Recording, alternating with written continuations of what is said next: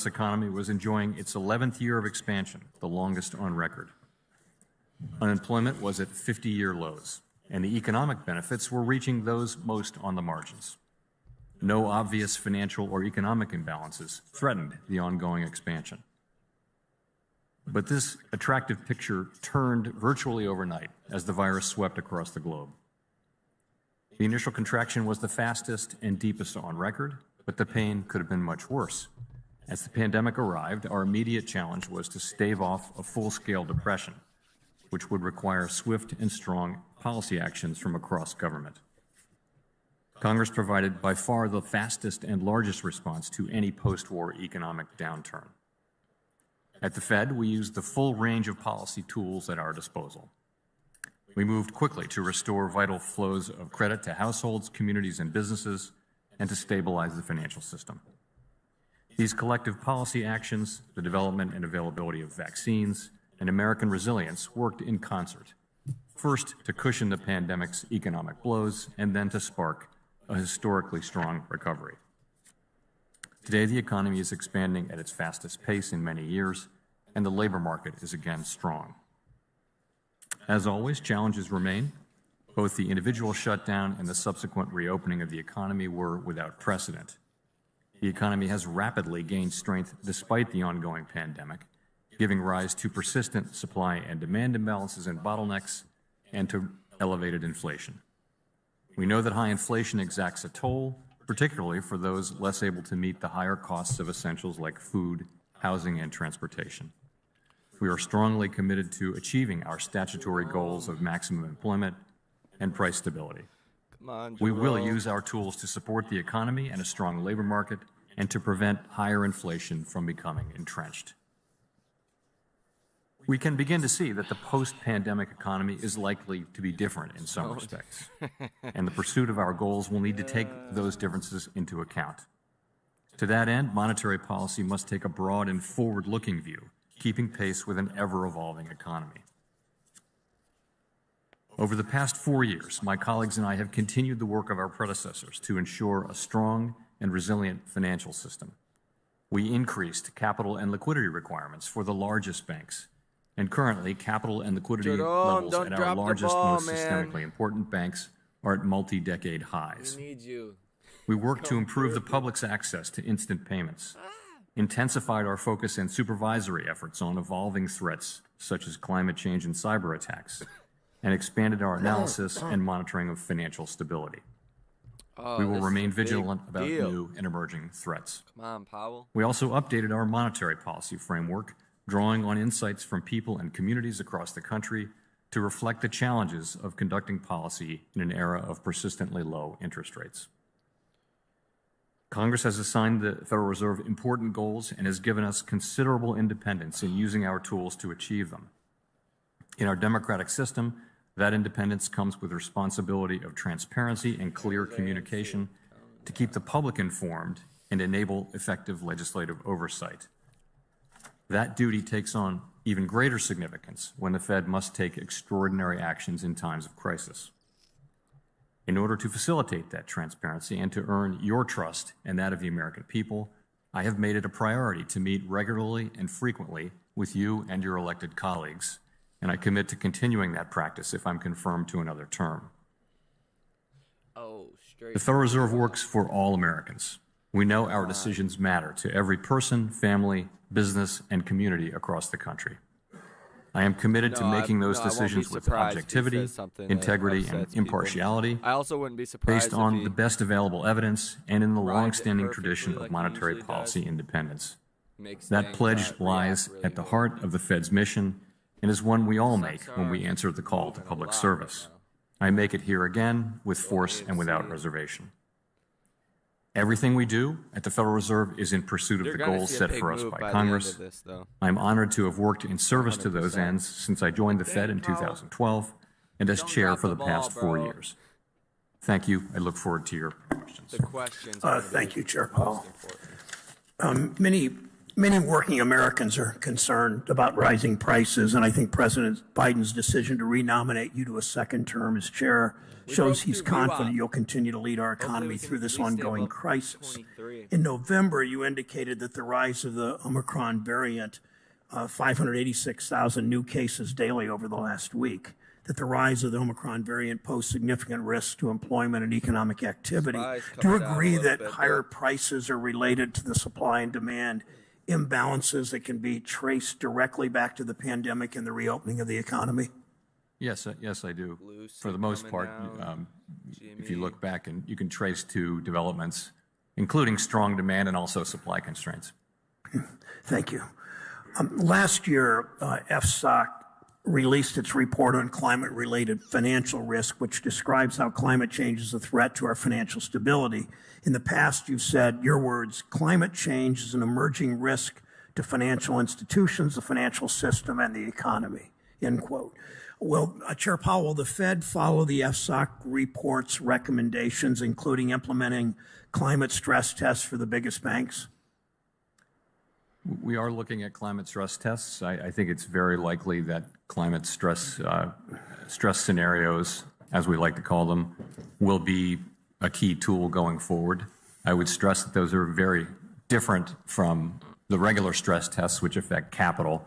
Climate stress scenarios at this stage are really about assuring that the large financial institutions understand all of the risks that they're taking, including the risks that may be inherent in their business model regarding climate change over time. Will you make this a top priority if confirmed to another term? Come on, yes, it will baby. be. I would say within supervision, as I mentioned, that is likely to be a very important priority over the coming years. The position of vice chair of supervision, but also yours. Yes. Okay. It's the Fed's responsibility, as you know, to promote financial stability. It means we need strong financial safeguards in place to protect American workers and families from risks in our financial system. It's all that. Chair Powell, recently the Fed has refocused its full employment objectives to make sure it includes workers of all backgrounds. Do you agree that when all workers, including women, including black and brown workers, are able to fully participate in the workforce, that our economy grows? And do you think it's important for the Fed to understand and proactively address racial and gender disparities in wealth and income and employment in our country? So what we saw at the end of the last longest in our history expansion was that as the labor market tightened, the benefits began to go more broadly to those at the lower end of the income spectrum and to groups that have been more marginalized from an economic standpoint. And that was seen, I think, very broadly as a highly desirable set of outcomes. So our tools do not generally have direct distributional effects, but I do think that we see now the great benefits that a strong labor market can bring to, right across the whole population and for the whole economy. But you are suggesting from your answer that only when there is strong demand for labor do people who are more on the margins of society, people of color, women, people who have not done as well, only then will they benefit? Does the Fed have responsibility beyond that? Well, of course, we have responsibilities in bank supervision and community affairs and fair lending and things like that. But just focusing on monetary policy, our principal tool is interest rates, and they affect demand over time. And I do think the main thing that we can do is to make sure that, consistent with the inflation side of our mandate, that we do foster a strong employment market. Is part of that a more diverse workforce at the Fed? So as you know, we work very hard to achieve diversity, and as all major American institutions, public and private, do these days, we certainly do, and we think that having a diverse workforce makes us better at doing our jobs, and so it's an important focus and a high priority. Okay. Thank you. I like that, Jim. Thank you, Mr. Chairman. Chairman Powell, we all noted with great interest the shift in the Fed's focus, the acceleration of the tapering, and the indication that FOMC members expect now a series of interest rate increases this year. I'm trying to understand where this leads to, and I wonder if you could comment on the fact that if we had 3 or even 4 25 basis point increases in overnight rates, we would still, in my view, have a very accommodative stance with negative real short-term rates. Is it your view that it's realistic to bring inflation back to the target level if short-term interest rates are negative, real rates? So the way I would look at it is this. What we have now is a mismatch between demand and supply. We have very strong demand in areas where supply is constrained, particularly around goods, particularly around things like cars. That's why So, it's important, ladies and gentlemen. We have to. How are those two things going to get into better into alignment? Well, part of the answer is going to be through shifts in demand, and we think that part of it will be through the return of greater supply. So I don't think we look to get all of the realignment between demand and supply through the demand channel, although we should get some. But at the same time, we do think we'll get over the course of this year return to normal supply conditions, and that's going to affect our policy. I will say though, if we see inflation persisting at high levels longer than expected, then we will, if we have to raise interest rates more over time, we will. We will use our tools to get inflation back, and the main reason is this. A reason is this, that to get the kind of very strong labor market we want with high participation, it's going to take a long expansion. We can see that participation is moving only very slowly.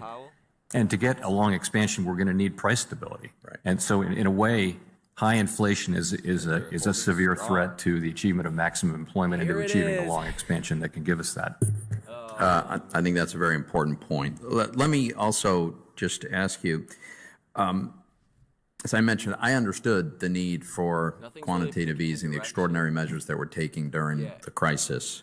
But I worry that the Fed's decision to continue to use these policies well after the crisis had passed, and in fact we're in the midst of a strong recovery, increases the risk of normalizing behavior like this bond buying. So I think it's your view that it's important that this not become normal routine part of Fed behavior. But could you clarify that? And if it is important that this not become a routine matter, how do we ensure that it doesn't? So I guess I would start by saying that the last 2 downturns there's been nothing normal about them. They've been 2 historically large downturns, one being the global financial crisis and one being the pandemic. And we were called to invent new tools and use all of our tools. If we had a regular way recession, a couple of quarters of negative growth, a typical recession, Come on, Powell. then the question would be, what do we need to do?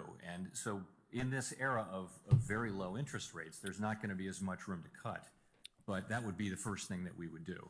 Now, just because we have been and probably remain in an era of very low interest rates, we would have to look at asset purchases as the next tool in line, but I don't think we'd automatically use it unless it was necessary. I would certainly hope we wouldn't automatically use it. I would hope that there would be a very, very high threshold to get over, especially when you consider the ways in which it distorts the allocation that's of the capital. level right there on this spot. As I mentioned in my opening remarks, one of the things I'm very concerned about is especially the regional banks having strayed from the Fed's statutory mission on monetary policy into inappropriate and overtly political advocacy. Just one of many, many examples. The Boston Fed conducted a virtual event as part of its Racism and the Economy series. Following North Texas, aping from North Carolina. Wish I had more money to buy AMC. Shout out to you guys, baby. Markets are taking a turn to the downside, down 0.5% on the SPY. Several regional banks about their political Hasn't quite chosen a direction yet. They have simply refused to comply with my request. But we did break under that key level on the SPY with respect to this activity, for the all day, of which, at least. by the way, is subject to FOIA in any case. Now, I'm sure it's not your opinion that the ranking member of the Senate Banking Powell, Committee bro. is entitled to less information than a member of the general public would get through a FOIA request. So can you commit to getting me the information that is now long overdue? So I am aware that you have submitted a FOIA request and we're processing it now, and I don't know what's asked for. I don't know whether it's actually covered by FOIA, but to the extent that it is, you'll of course Young get Powell. I think it's very important that this committee and Congress understand how the Fed reaches decisions to engage in political advocacy. Thank you, Mr. Chairman. Senator Toomey. Senator Reed from Rhode Island is recognized. Thank you very much, Mr. Chairman. And Chairman Powell, congratulations on your renomination. I believe that President Biden has made two excellent choices, yourself and Governor Bernard. I think you worked together hand in hand for many years. I think you'll be a superb team, and so I look forward. Say some positive to things about supporting your Powell. nomination The markets and Governor like it. Bernard's nomination also for vice chair. And let me join my colleagues in commending you for an exceptional 2019 job today, with respect to please. the pandemic. Somebody's trying to buy the One dip, of the huh? interesting consequences of the pandemic and the employment market I don't is that know. we've seen wages rise. It's fighting, In fact, though. we've seen them rise with respect to Once they get into the balance sheet, that's factory when workers, not you're going to supervisory see a personnel, bigger about move. 5.8%. That's what's really important right now. And my concern is, would an increase in interest rates in anywhere begin to slow down that rise or indeed reverse it? So like you and I think like everyone, we think wages moving up is generally a good thing. But if you look back through history, there are times when wages have moved up in a way that has fostered persistent inflation, and that hurts everyone. It particularly hurts people on fixed incomes. So we don't see that right now, but we do see these are the biggest wage increases in decades, and so we're watching carefully. And you know, to the extent we are looking at this year, what we see is an economy where the labor market is recovering incredibly AMC's rapidly. actually really doing beginning better around than the end GameStop. the middle of last year, the unemployment rate's been dropping at more than 0.3%. What do you mean balance sheet? Since Francisco, last when June. It's when the down Fed's below been buying these 4%, bonds, they hold them on their balance which sheet, is and it's at pretty close 8.8 to trillion. half So century when low. they So start to that sell their part bonds, of it the acts like employment market big time is investors doing very selling well. a Meanwhile, dividend inflation's stock. running very So well, very far if above our people are selling core like a rate, dividend what stock, that's or in telling this us case, is the that Fed's the selling their economy no longer assets, needs their or wants treasury bonds, the very that pushes highly the accommodative price of the policies that bonds we've had in down, place and it to makes deal the with the yield go pandemic and up. the And aftermath. that's your real So interest that's what rates that's are really like your about. 10-year treasury We're bonds. really just going to be moving over the course of this year to a policy that is closer to normal, but it's a long road to normal from where we are. Right now we are very highly accommodative, and it is really time for us to begin to move away from those emergency pandemic settings to a more normal level. It really should not have negative effects on the employment market. Which it's ironic because, as you pointed out in your opening statement, when you took over, Still hard to hear me? we had 11 straight years of significant economic growth, but that was not translated into the wages of most working people, particularly entry-level and non-factory workers, et cetera. And now we've seen a situation. Is it still hard to hear? Reverse, and I would hope that we could continue that type of progress. And I know you'll be sensitive to that going forward. Yeah, and the 10-year treasury One of the bond. interesting things about the situation we face That's what's now really is important because that it's been the going Fed up tools a are lot. probably So the most yields, effective take a look at that. reducing overall That's a demand. sharp increase. But a lot And of what that's we're what's been facing causing is the supply markets to drop. problems. You know, the situation If anybody about tells you what otherwise, the they're full of shit. problem there They is don't know that anything. I think used cars are so expensive. And if the distorted Fed's gonna the inflation numbers significantly. dramatically And that's a reduce result their of a balance sheet, shortage of, like microchips and fast, other types that's of what's gonna chips, cause the which is a markets to result freak of out. the pandemic. Good now, Supply cool. issues. There we So to go. what extent, Being Bukady will again. Yeah, your my portfolio was demand help supply? portfolios, different Maybe ones were. that's the real I mean, No, it really won't. still up 2.5% on that one.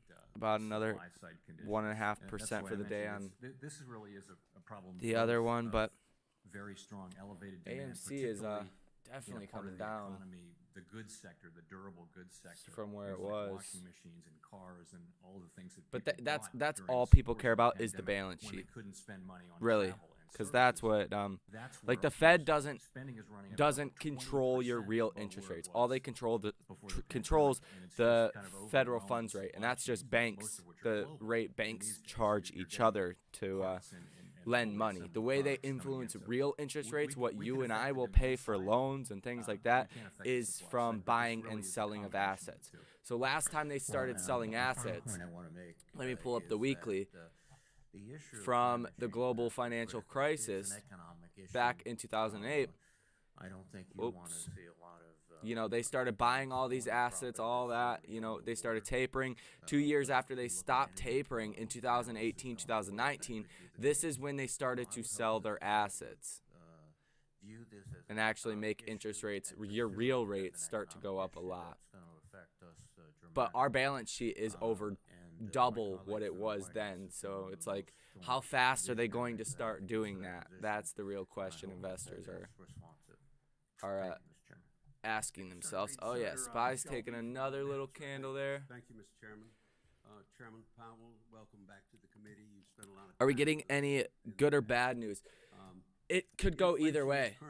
This is going to be the biggest catalyst of the year, in my opinion, because it's going to set the trajectory for what to expect throughout the rest of the year. If Jerome Powell is going to come out and say something crazy at the next FOMC meeting later this month, your typical meeting, he's going to have to come out and say something here, because he's been very clear and he's kept true to this. Whenever there's a big announcement, he always makes sure to let the markets know ahead of time so they don't get bombarded with bad news. Like last Senate hearing he talked about faster tapering. A week or two later, the next Fed meeting, that's exactly what he announced. So he gives the markets a warning.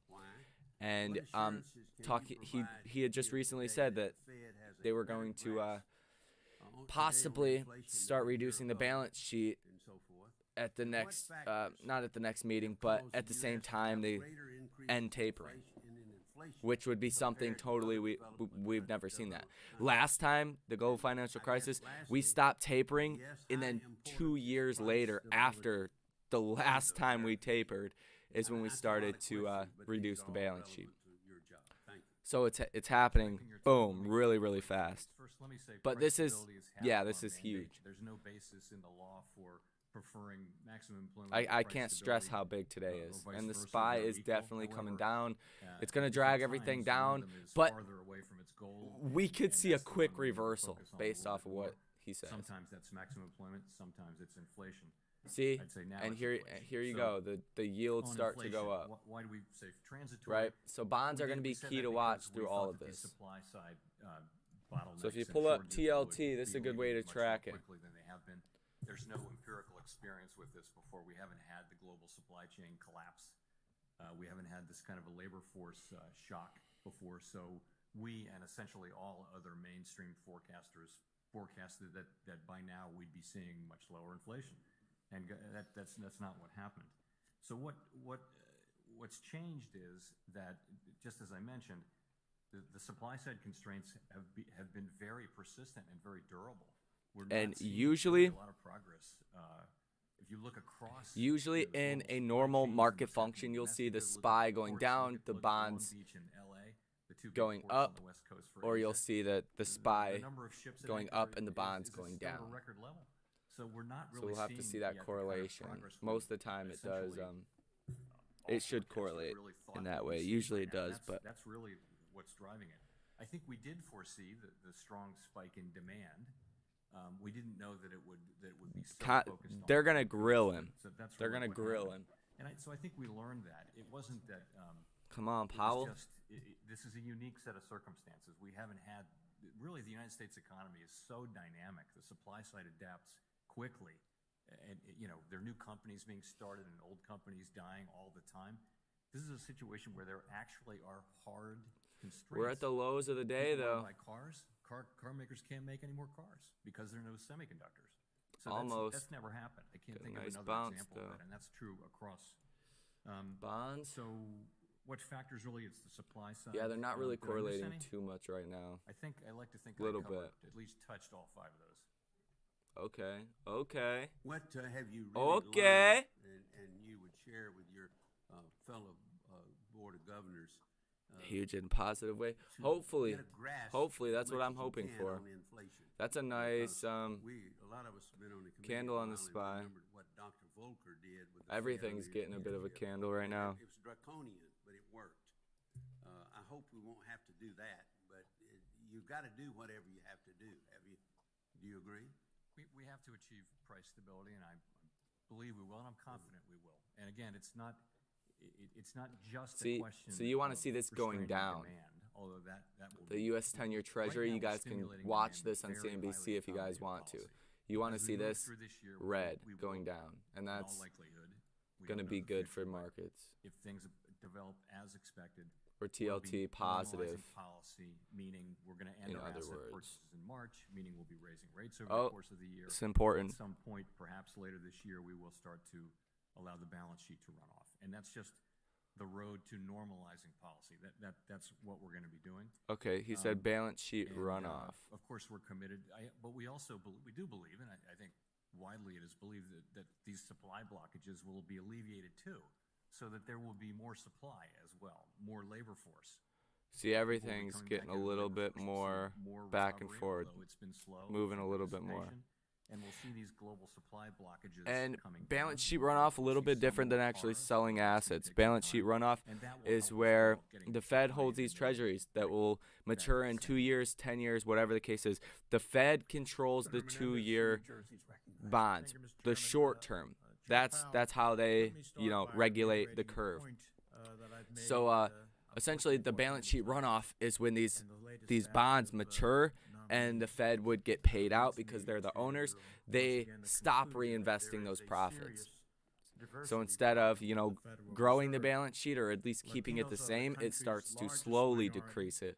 They make up nearly 20% of the entire U.S. What you don't want him to say is that they're going to actually sell assets off the balance sheet. in Fed leadership. And There's we never haven't been a got that single so member far. So that's why of the Board of markets are starting to Governors pop a or little regional bit. bank president that has lived Balance sheet the runoff's a experience slower of effect. being a Latino in the United States. And that means A that the voices Latino. of one Shout out to fifth of the country's citizens are Latinos. repeatedly drowned out Discrete when the Fed is making BTM. Let's go, critical baby. decisions on economic policy.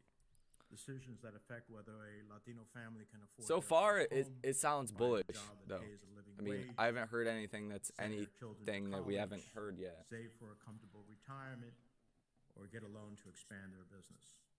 In late October, several of my colleagues and I sent you a letter. See, Treasury requesting that bond, we work Treasury closely yields with the down. Boston and If Dallas banks damn it, to recruit if diverse these start to candidates pop for too, their open that's president investors positions. pricing in We received your response to that letter just last week.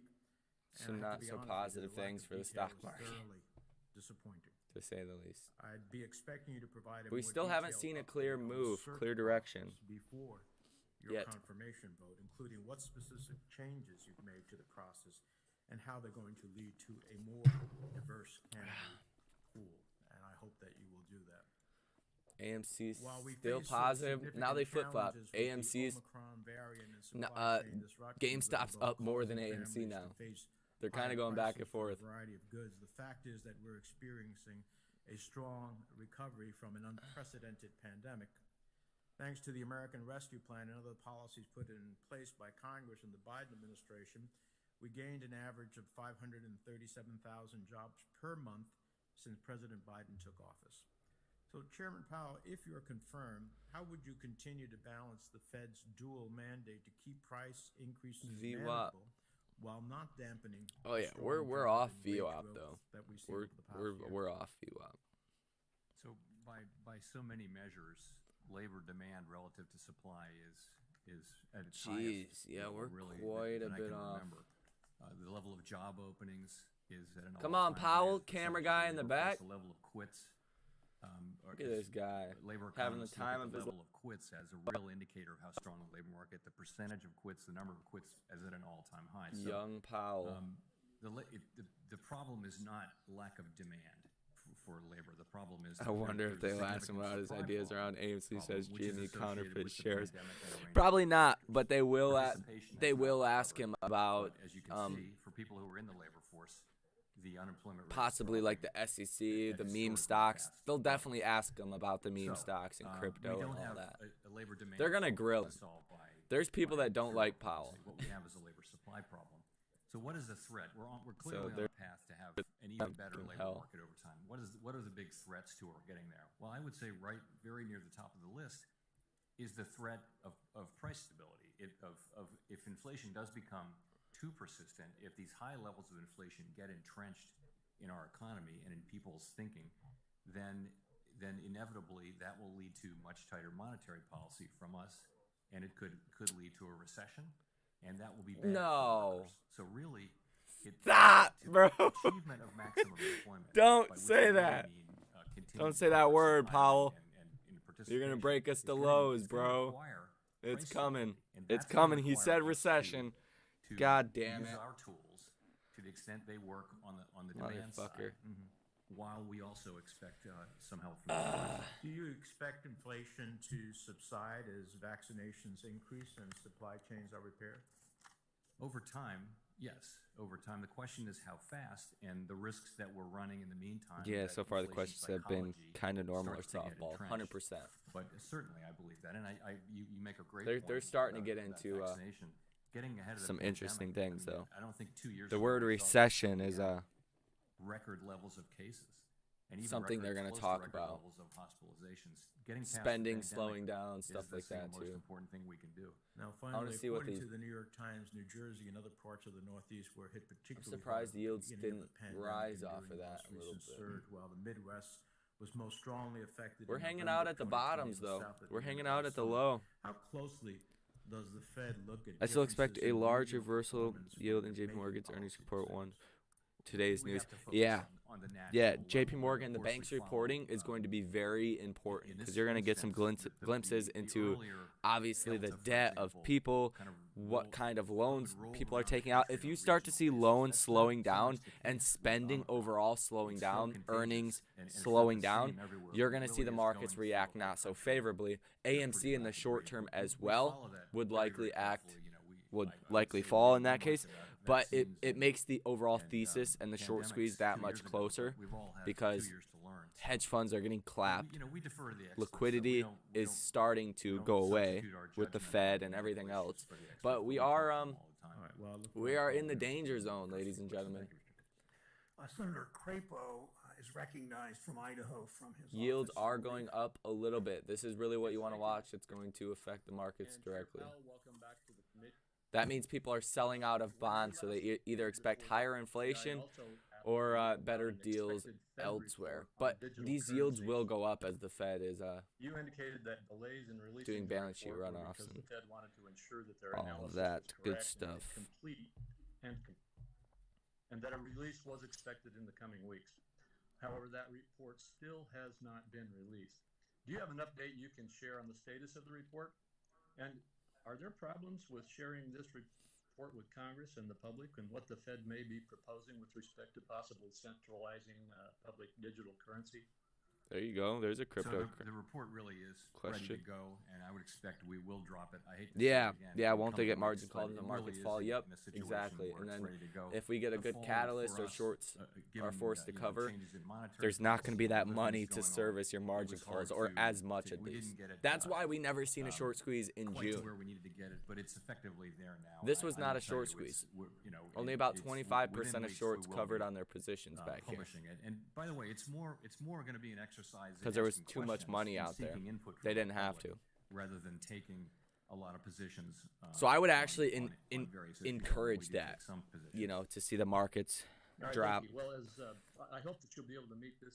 It would suck in my couple other of weeks, portfolios, but projection. As you know, short I've been term. asking you and other members of the Fed about this for a long time, and you really do believe But it's time. when it comes down to it, I'm a long-term investor in other equities as well. So the way I look at it, I wouldn't even care if I was negative on my portfolio and then I get a 10x return on the whole portfolio in 5 or 10 years. Wouldn't care about that. That would be perfect. In response to my questioning about inflation last That's why November, you I'm confirmed invested that in inflation Lucid, would SoFi, certainly pass DraftKings, in your, companies of the through the future, middle AMC. of this year, of this coming year.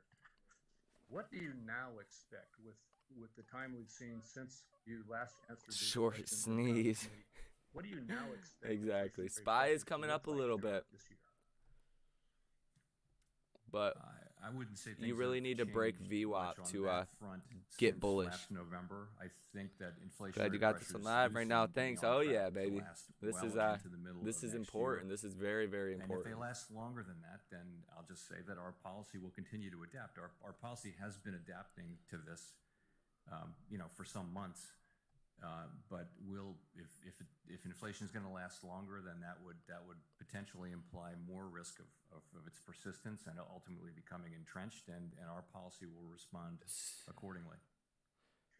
You just said well into the middle of next year. Did you mean this year or through all during the next year? I meant this year. You're right. I still think it's 2021 sometimes. Okay. I thought so, but I wanted to be sure what you was.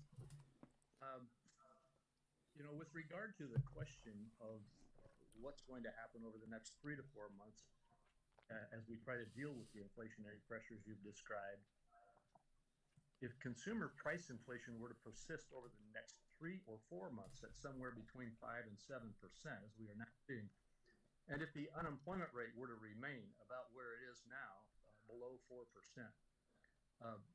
what would you expect the tools that the Fed would need to use? This is going to be important. And I noted in one of your responses on the inflation issue earlier today, I thought I heard you say that the Fed's overnight interest rate would still, even after you may use it as a tool, would still be very low. Could you just discuss I know you can't predict with specificity what the Fed would do, but could you discuss what you expect interest rates to look like as you utilize that tool? Sure. So I think to your point, we're at a place where unemployment is now very low, historically low, and inflation is well above target, and the economy no longer needs this very highly accommodative stance of policy. And I would expect that this year, 2022, will be a year in which we take steps toward normalization. That will involve raising the federal funds rate. That will involve ending asset purchases in March, and perhaps later this year, depending on the run of things, we would also see ourselves beginning to allow the balance sheet to shrink. So that's what I think that's the broad picture of what I see happening. The committee hasn't made any decisions about the timing of any of that, and I think we're going to have to be both humble and a bit nimble here. If you go back, 100% agree, Ryan. Over a year ago today, 100%. The economy, vaccines were arriving. So they'll receive 1.15 billion. The fact that their money's good news for us. What's the bad news? Past the pandemic, and it has helped a lot. I mean, yet we're at all-time record cases. Haven't really got any bad news so far. Nationally, so the thing has stayed with us longer, and I think we're going to have to be open to the changing environment, and monetary policy is going to have to adapt as we learn more. And then we're going to learn a lot about the path of inflation, particularly as it relates GME to and the supply AMC side slightly down, but over the course of the it's first not 6 a big months of the move year across and the every board month, just really. yet. We need to break above VWAP, the you volume weighted saying that if average the price. pandemic That's where remains algorithms or hedge funds, problematic and institutions aggressive, will that try to would, buy or sell stocks impact around the the timing VWAP, especially on the major the- indexes. of any decisions the Fed Other might stocks make too, in but terms of the federal funds what up? rate. Thanks for streaming. So Love I'd your say videos. it could, Always but, real what's talk. Appreciate it. happened I is don't the know why this economy has fucking light made all keeps these turning gains off. God in the damn. face of during 2021, we had two major pandemic outbreaks, two variant outbreaks, and really the beginning of 21 was dominated by a very strong wave of the original COVID. So, and yet the economy, we made tremendous progress in the labor market in 2021, and growth is at a multi-decade high in 2021. So I expect the economy to continue to be able to deal with these outbreaks. I think it is likely, though, if the experts are right and Omicron is going to go through really quickly and peak perhaps within a month and then come down after that, I think it's likely you will see lower hiring and perhaps a pause in growth and that kind of thing. But it should be short-lived. It should be, and then the economy, the forecast for the rest of the year, or certainly for the next quarter or two, would be a very positive one. Very positive. All right. And if that's done doing that shit. Thanks for the stream. Appreciate you. Yeah, Thomas Rosales. Appreciate you too, brother. If that all happens, Q4 should be good. Q3 earnings turn the market focus to earnings should be solid. Everything and only hold higher chance most. Just depending, trades. I'm not a fan of a lot of, your penny stocks, your high growth trades right now. Until we get a direction, at least some kind of clarity. But your long-term investments, no, I wouldn't sell any of your long-term stocks. I haven't sold any of my long-term stocks. But that's going to depend on. I've been buying, PayPal, AMC. I've been buying a lot. Okay, we're testing VWAP right now. If we break out above that, that's going to be a positive sign. But it's not. We just got rejected a little bit. Just very attentive to what's happening. I'm going to pull this up actually, since we're approaching VWAP. Pretty nimbly our policy as we go through the year. Take some of this shit off that doesn't matter. Tester from Montana is recognized. Yeah, thank you, Mr. Chairman. Moving average, that shit don't matter for the day. That was almost painful. I mean, it was tough. Look, testing it. There's a lot of orders going in around VWAP. First of all, yeah, guys, please hit the like. Also in the live stream. There we go. Hit that like, baby. Yeah, let's break out VWAP. Every like hit on the video makes us more likely to go bullish. Yeah, there we go. That's a good sign right there. In your opening statement, you talked about climate change. Back above VWAP. Taking those into account slightly. See, AMC coming up. Everything likes that. Everything likes that. Lucid going back up again. AMC doing better than GameStop. Back and forth. In 2021, December was the warmest ever, and last That's year good. was the fourth warmest year in history. Fucking climate change got to do with interest rates, bro. Because I don't think it took in the impacts. Share it on the twit. There we go. Crop insurance and things like that. I say that because I hope you will continue to gather as much information Come on, as possible Spy. about You what can needs do to it. happen, as this climate situation appears to be getting worse and not better as time moves on. The American taxpayer deserves that. The yields are actually going up a little bit. That's look, interesting. The challenges that we've had because of this pandemic. It'll get to a point, though, people just won't care. Got some more AMC. Let's go, baby. Spy's making a little move. Everything else is going to follow it. There we go. That's a bigger move. It's a bigger move. AMC. See AMC up 0.5% now. GameStop still. Oh, GameStop just made a big candle, too. Everything's kind of taking a candle here. That is good. That is positive. That was a very long, historically long, Let's 10 go, years and 8 baby. months expansion. Growth was just modestly above potential. It's kind of gassing a little bit. We're getting growth between 2 and 3%. Kind of gassing. We think potential growth is around 2%. Yields, so yeah, you want to see this coming down too. So we have this long, a little bit there, uninterrupted. Well above VWAP now. Well above VWAP. Participation kept coming up, and that was very beneficial. And you saw people around the edges of the. Oh yeah, there we go. Getting more wages. We saw companies going to prisons. That's recruiting. Kind of a wild move. For a couple of years. It's because we're not getting anything that we didn't expect. It's the same old, same old. It comes down to expectations. So then the pandemic comes and it upends everything. So the question really is, how's it going to be different? And we're only beginning to see that because we're not out of the pandemic. We're a long way from out of the pandemic. That was a pop and lock and drop. So what are some of the things that pop, lock, and drop that are with us now? One of them is, that the recovery in labor force participation. It's looking good though. Has been slower than hoped. Actually, prime age labor force participation has moved up a full percentage point almost last year. But overall, that was offset significantly by older people doing too much. Retiring, for older people and not older people retiring. So we're seeing some differences. We're going to see people working remotely, There's Lucid's a beast today. The With wage Snapchat, increases I that got we're some seeing trades in are Snapchat. still very skewed to the lower end. Still up of the income 2%. spectrum. I took So there may be profits on something that happening today. there though. where wages are just going to be higher for people, and we don't know whether any of this will DraftKings persist. doing But good. some of those are some of the things that we're seeing. I know employers who are hiring. Actually, I want to see crypto during all this. Finding that they have to have one day to work from home, or they'll go to someplace else where they can get that. So it's a place. Oh, It's a market right now where labor is very short. As a result, workers have a Oh lot yeah, of leverage. crypto's getting a little And move may off of persist. that too. So I think there's a lot of different things. I've Jeez, just got a limited crypto amount of is time here, but could you speak a little bit about nutty. the importance of the independence of the Fed? I remember pretty clearly the kind of pressure that was put on you by President Trump to try to politicize the Fed. And Moved I up, commend you What, on almost keeping $3 it grand independent. Could you talk about since why that's so important? yesterday? Sure. So It's crazy. it's essential that we work for all Americans, and that's what we do. And it's essential that we do that. Everything's breaking. Everything's breaking out. That's really, really good.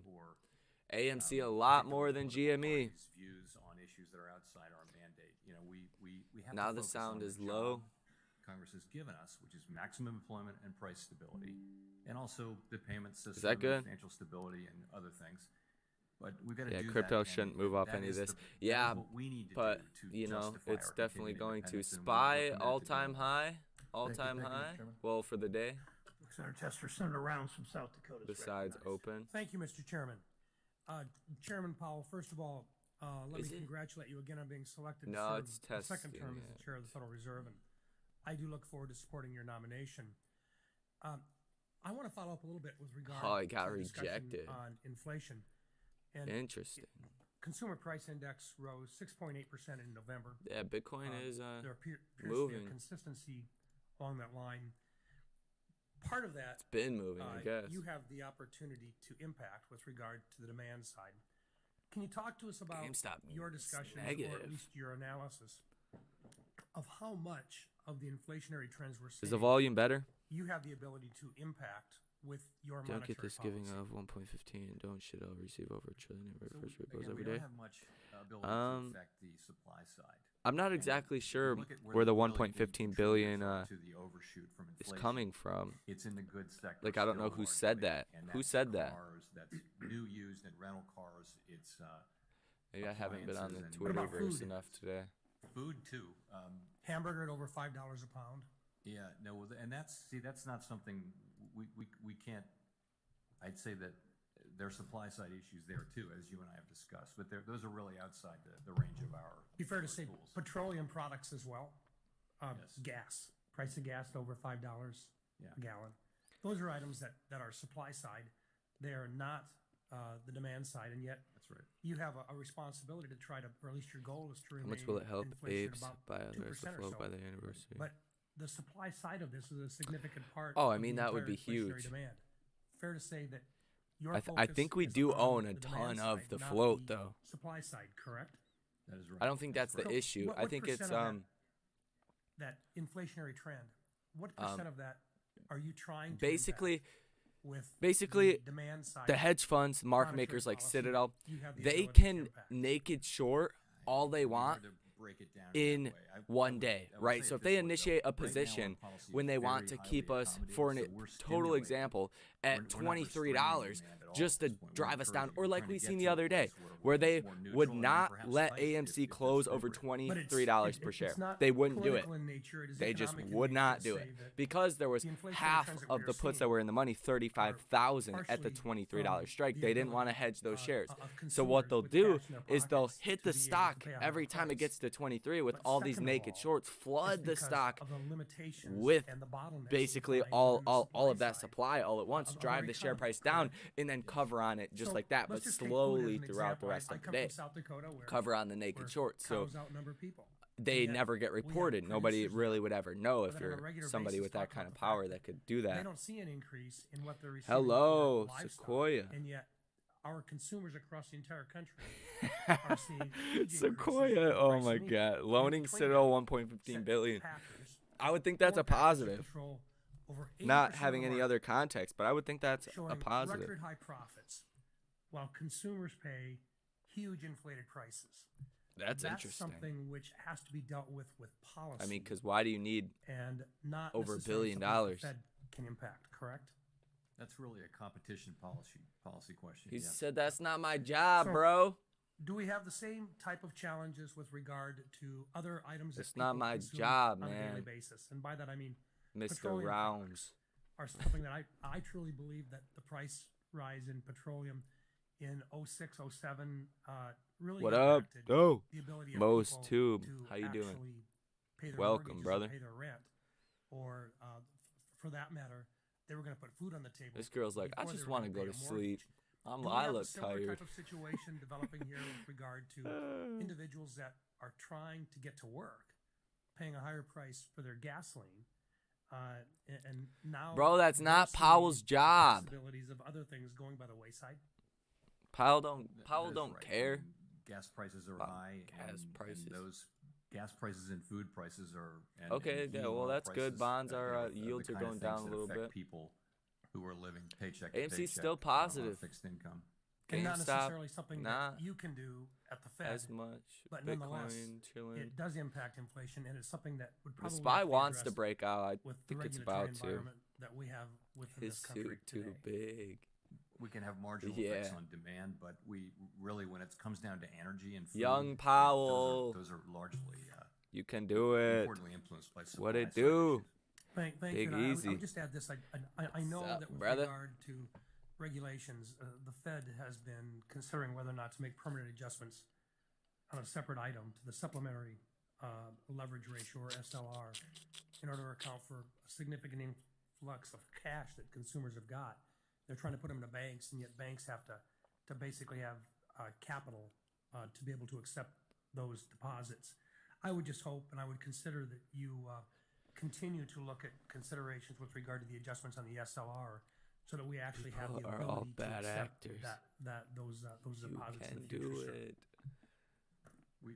We will return to that. We want risk-based capital to be binding, not the leverage ratio. We do want to make adjustments, but we want them to be done in ways that don't reduce the overall bindingness of the capital requirements on the largest firms. That's an important principle. But within that, we do think there's some things we may be able to do on the SLR that honor that first principle. There we Mr. go. Chairman. There we go. SPY is almost Senator positive. Warner from Virginia is See, SPY and AMC today are moving exactly the same. Exactly the same. Thank you again for your Like, service. seriously, I'm going to the pick same. up a little bit where my friend Look Senator at that. Foster left off. Say when it. he started Some talking people about say it doesn't matter what pre-pandemic happens in the economy, overall market. pandemic Look at that. economy, post- How do you deny pandemic this? economy. You said in your Bitcoin's testimony, ripping. post-pandemic economy is GameStop likely to be positive, different up in half some a respects, percent. and, AMC quote, up 1.15%. pursuit of the Fed's goals will need Heading to take back these to differences VWAP. into account. What Heading are some of back those to differences? You VWAP. mentioned That's going to be we're seeing interesting. Do we changes in break employment out above patterns. that? We may need to see new supply chains. Can you Well, talk a SPY little is bit more taking about in a that post-pandemic rip. economy, Up what those differences will barely. be, how it Barely for affects the day. the Fed's decision-making, and will there be actually any economic indicators that might be Yeah, that was have the a new high for the emphasis day, or even too. be new economic indicators in this post-pandemic economy? Hopefully we get to. We're just beginning to see this sort of emerge. Treasury from the yields fog, going so it's all down, so very that's good. If definite. we But see a you big mentioned supply chains. move right there, The supply chains we had I pre-pandemic kind were of taking very a efficient breather. and pretty fragile. And so I think companies AMC since the and the very SPY, beginning of the I pandemic mean- have been looking at ways to have more robust That's a supply chains perfect that won't be, correlation today. subject to these kind of disruptions that we've had now for 2 years. DC Bob That's one. Saget, Cameo Another I Vitamin, mentioned shouting out earlier Trey, is the H, just a piece labor of force participation gross debt. has been much what- slower to come back than we had hoped for. I think I remember seeing The that a level while of, ago. of employment that's consistent with price Yeah, I stability is seen something him, that can evolve over time. Passed away. That's and we have to deal with the economy as we so find weird. it right now. He was we actually have on very on high tour inflation for and like his wages at comedy multi-decade stuff. highs, which are not causing the current Crazy. inflation at all, but something that we're watching. And we want participation to come back, but it's been quite slow. We have to deal with the fact that it And just so probably you will guys take know, a the long yellow line is the expansion to VWAP, the draw volume people weighted back average into price, and this blue line is the $23. labor market. I want to see Just to a speak move to above that many and others. VWAP Well, and for to example, would childcare be hang one of those out sectors? We still or have keep going up. a large See, SPY's percentage going of up the now. They're workforce not that correlating as women in the much. workforce is Yeah, especially still AMC is down. getting a If we don't little find a candle, way but to SPY provide is adequate gassing now. affordable childcare, See, this is that bullish will be a because long-term they're not disruption. saying It's clearly anything weighing that on participation still, is although not participation expected. has moved It's back up all what among we've women as expected, well, and but, that's what it comes down to: market expectations. That part of the economy is Simple as is that. suffering from a lack of workers as much as any part is, and so that weighs on participation. yeah, by SPY is people who depend on gas. childcare. Yes. I also think that on the supply AMC's chain, starting to gas a lot little of us, bit at the beginning too. of this pandemic, raised concerns about being dependent on 1.5%.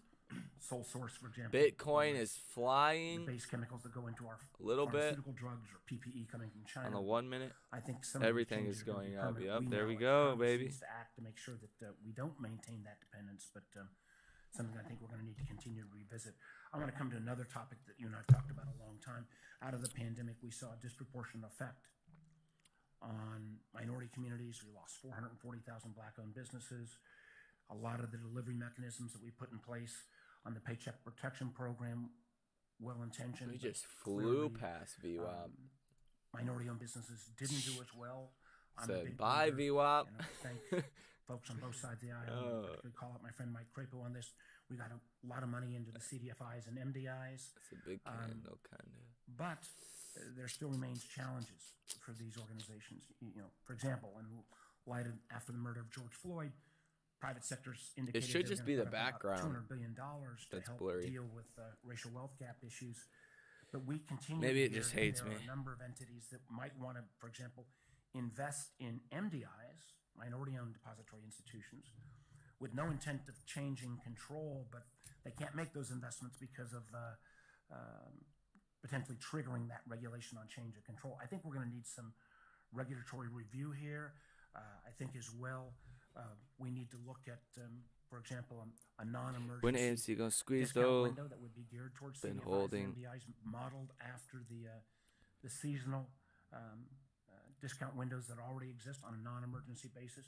Can you speak to how you and the Fed can work with me and others on this committee to make sure that CDFIs and MDIs SPY's ripping. continue to play, I think, an increasingly important role Ripping. in serving underserved communities, don't get blocked by some of these regulatory barriers? Yeah, so we've talked about this a lot. We're very focused on what we can do to support CDFIs and MDIs. I'm We watching did J. see, Powell laugh. in Something's wrong. in the recovery from the pandemic, in a number of cases where they were. Yeah, I don't know why. If it's still blurry, in poor communities delivering, I'm gonna have and, to to a great extent. So they were in some mess cases with pretty it here in a effective. few. Nonetheless, so what are we doing? As you know, under ESIP, we've been Been working with a the other banking agencies to make sure that those 471. loans and investments can be made in a way that gives attractive capital treatment. SPY's going And, again. there's a range of things that we're doing. We do want to foster AMC investment should follow in suit, CDFIs and MDIs under the law. but of course, I would just ask that we see, we they continue don't this want this offline, but above VWAP. for those entities, Or really private above capital that wants to 23. come into these institutions with no intention of trying to take over control, That's- whether we set up a different class of stock or some ability for the private capital to Yeah, flow into SPYs. these without triggering the change of control. SPY's at the requirements that highs frankly right just now, prevents a lot of hitting those highs on the investments. day. So I appreciate what we've worked on so far, but See? much more to do. Thank you, There we Mr. Chairman. go. Thank you, Senator Warner. Yields are chilling Senator out. Tillis is from North Carolina, is recognized. Thank you, Mr. Chairman. Chair Powell, thank you for being here.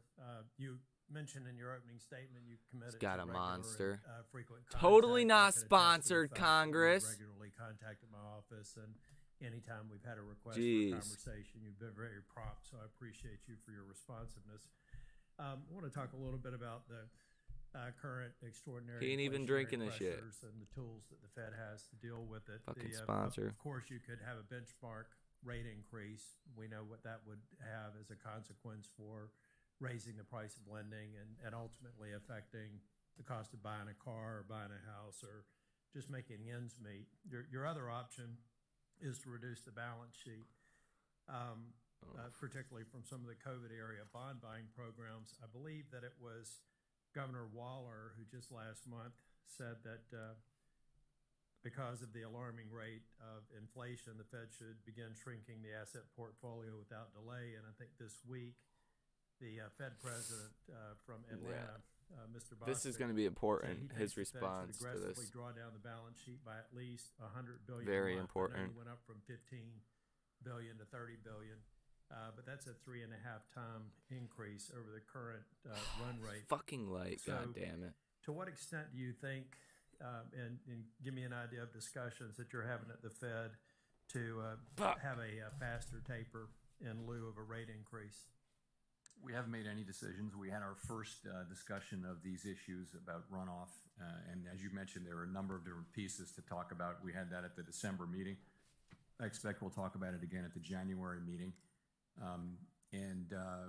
Again, just no decisions. But as we reflected in our minutes, we looked at what the Fed did last time, and I was there as we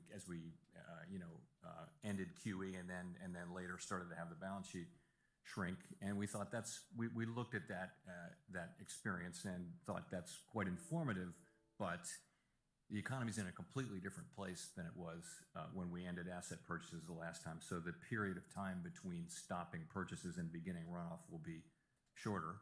And also, the balance sheet's much bigger, and so the runoff can be faster. So I would say sooner and faster. That much is clear. Beyond that, we're not at a point of making decisions at this point. We'll have another discussion, and I think we will be in a position to provide guidance at coming meetings. But we're mindful that the balance sheet is $9 trillion. It's far above where it needs to be. And at the current drawdown rate, that's about a 24-year trajectory to retire the balance sheet. Is that right? It would depend on the speed, you assume. What sort of indicators are you looking at that would actually drive you to a faster taper, particularly based on some of the comments of the folks at the Fed? We're looking at the whole range of things. This balance sheet is much shorter in duration than the one that we had at the end of the global financial crisis. That can play into it. So they have shorter-term bonds. What are you saying? We tend to do a lot of more analysis. We tend to take 2, 3, like 4 they usually meetings do, to work these things through. I find that the best ideas sometimes take a while to surface. They did the last time on this issue, so it'll be part of the things that we're discussing and doing this year. Okay, thank you for that. I should have also mentioned that I look forward to supporting your nomination. Thank you. I want to turn to bank mergers. Thank you. Senate Bill 2155 gave us the opportunity to do some regulatory tailoring for some of the smaller banks, and I think it was largely successful. Appreciate the bipartisan effort to do it. But I still, bank mergers are one of the most highly regulated transactions that you could go through. It involves the federal regulators, including the Fed, the Department of Justice, and a lot of opportunities for outside interest groups and others to voice their opinions. But yeah, AMD is running a little bit. Might make a trade on that real quick. Towards making it more difficult for some of the super regionals and other banks to move through the merger process. I tracked one recently that involved a North Carolina banking institution that seemed to take a bit longer than I thought it would have. So can you give me an assurance that there isn't a sort of increasing bias on the part of the federal regulators to make it more difficult for some of these super regional and smaller banks to actually get through a merger and acquisition process? Or am I missing, is this a trend that I should be concerned with? Or do you believe that the financial regulators are still in a position to allow that ecosystem to continue to evolve, which I personally believe is very important for the viability of the U.S. banking system? So we're still applying the same. The law hasn't changed, I'm just and our looking at the practices trade haven't changed. We're still working our way through, the applications that we have in front of us. Okay, and I'll submit a question for the record on the status of the Fed payment system. Thank you. Thank you, Mr. Chair. Thank you. Senator Warren from Massachusetts is recognized. Thank you, Mr. Chairman. So since President Oh, Biden she took office, grills we've added Powell. more than Listen to this. 6.4 She million grills jobs, him. the most jobs that have ever been added to the economy in U.S. Always. history. But over the past few months, families have faced higher prices at the grocery store, at the gas pump. Addressing inflation is one of the Federal Reserve's most important jobs. And if we're going to solve this problem, then we need to understand why it's happening. So if we can, let's start with Econ 101. Chair Powell, in markets with lots of competitors, are companies' profit margins generally likely to stay low? That is, in competitive markets, are profit margins likely to stay steady, modestly above the cost of labor, materials, and capital? Interesting. I mean, microeconomics would tell you that all other things equal, you'll compete down to your marginal cost. Good. And in markets with greater concentration and not much competition, are corporations generally able to raise prices and increase profit margins, all else being equal? So the connection between concentration and market power is not as clean as we might think it might be. In some of the industries that have concentrated, there actually has been, sort of lower cost increases. It's resulted in lower cost to consumers, and I'm thinking there of retail and things like that. So it's not as direct. Well, but let me ask it the other way then, because we're still kind of doing Econ 101 here. If you're a corporation, Warren, up most give my man's a break. And cornered the market. Jeez. Is it easier for you to raise prices on your customers and maximize your profits because you don't have to worry about losing your business? In other words, you've lost the discipline that the market imposes. In principle, if you don't have competition and you're a monopolist, yes, you can raise your prices. Okay, and over the past year, we know that prices have risen because of supply chain problems, unexpected shifts in the demand for goods, and even higher labor costs. But if corporations were simply passing along these costs in highly competitive markets, would the company's profit margins have changed much? So many things affect that calculation. In principle, you could be right, but well, it's very much not what we're seeing right now. Today, nearly 2 out of 3 of the biggest publicly traded corporations in the country are reporting fatter profit margins than they reported before the pandemic, which doesn't sound like they're just passing along costs. So let me ask you, does that increase in profit margins combined with greater market concentration in industry after industry suggest to you that some corporations may be passing along increased costs and at the same time charging more on top of that to fatten their profit margins? I can't stand her. That could be right. It could also just be, though, that demand is incredibly strong, and I cannot deal with her. They're raising prices because they can. Well, that's the point. They're raising prices because they can, and they're not being competed down. Market concentration has allowed giant corporations to hide behind claims of increased costs to fatten their profit margins. So the consumer pays more, both because the corporation faces higher costs and because, as you put it, because the corporation can increase prices. The reason I raise this is that higher prices have many causes, and we can't overlook the role that concentrated corporate power has played in creating the conditions for price gouging. Now, before my time expires, I want to ask you about one other important topic, and that is about climate change. Mr. Chair, when you came before the Banking and Housing Committee last July, you said that the transition to a lower carbon economy could, quote, lead to a sudden repricing of assets or entire industries, and that we need to be in a position to deal with all of that. Why is it important for the Fed to assess risks related to climate change in order to fulfill its mandate? So our role on climate change is a limited one, but it's an important one, and it is to assure that the banking institutions that we regulate understand their risks and can manage them. And it's also to look after financial stability.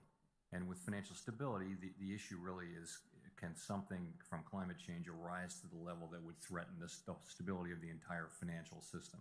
So that sounds like more in the nature of what you were reading, something in the nature of transition risk, where some unexpected government policy change happens, which could potentially create disruption. This is Well, we're just running out of time to deal with the climate crisis, and the Fed has an important role to play here. And I hope the Fed will step up. Got filled Last there. thing, Chair Powell, I sent you another letter asking for more information. Bought a about AMD the Fed's 146 ethics call that scandal, expires and I asked for a January response by next 21st. Monday. Don't trade it. You'll probably lose money. Receive your assurance but that I'll get that response by next Monday. if we move back to 150 where we were at, status of that, you'll get January, either a response or we'll update you on where we are. Okay, I'd like to have a response. Okay, very important. Thank you. That'd be $4 on money. Louisiana's So that could be good. This looks like a bullish reaction overall from the meeting. It could switch pretty fast, though. Mr. Chairman, congratulations. Let me send out that alert real quick. I think it's fair to say that you are, and once you're confirmed, will continue to be one of the most powerful people in the world. Hell yeah, Powell. Shit. So I want to begin today. It's got to be the most powerful person in the world financially. I have a plea. A plea. Above all else, above everything else on your plate, I ask that you please preserve the independence of the Federal Reserve. The last thing that America needs right now. Need a drum roll or something. It's the last thing the world needs right now. And believe me, the whole world is watching,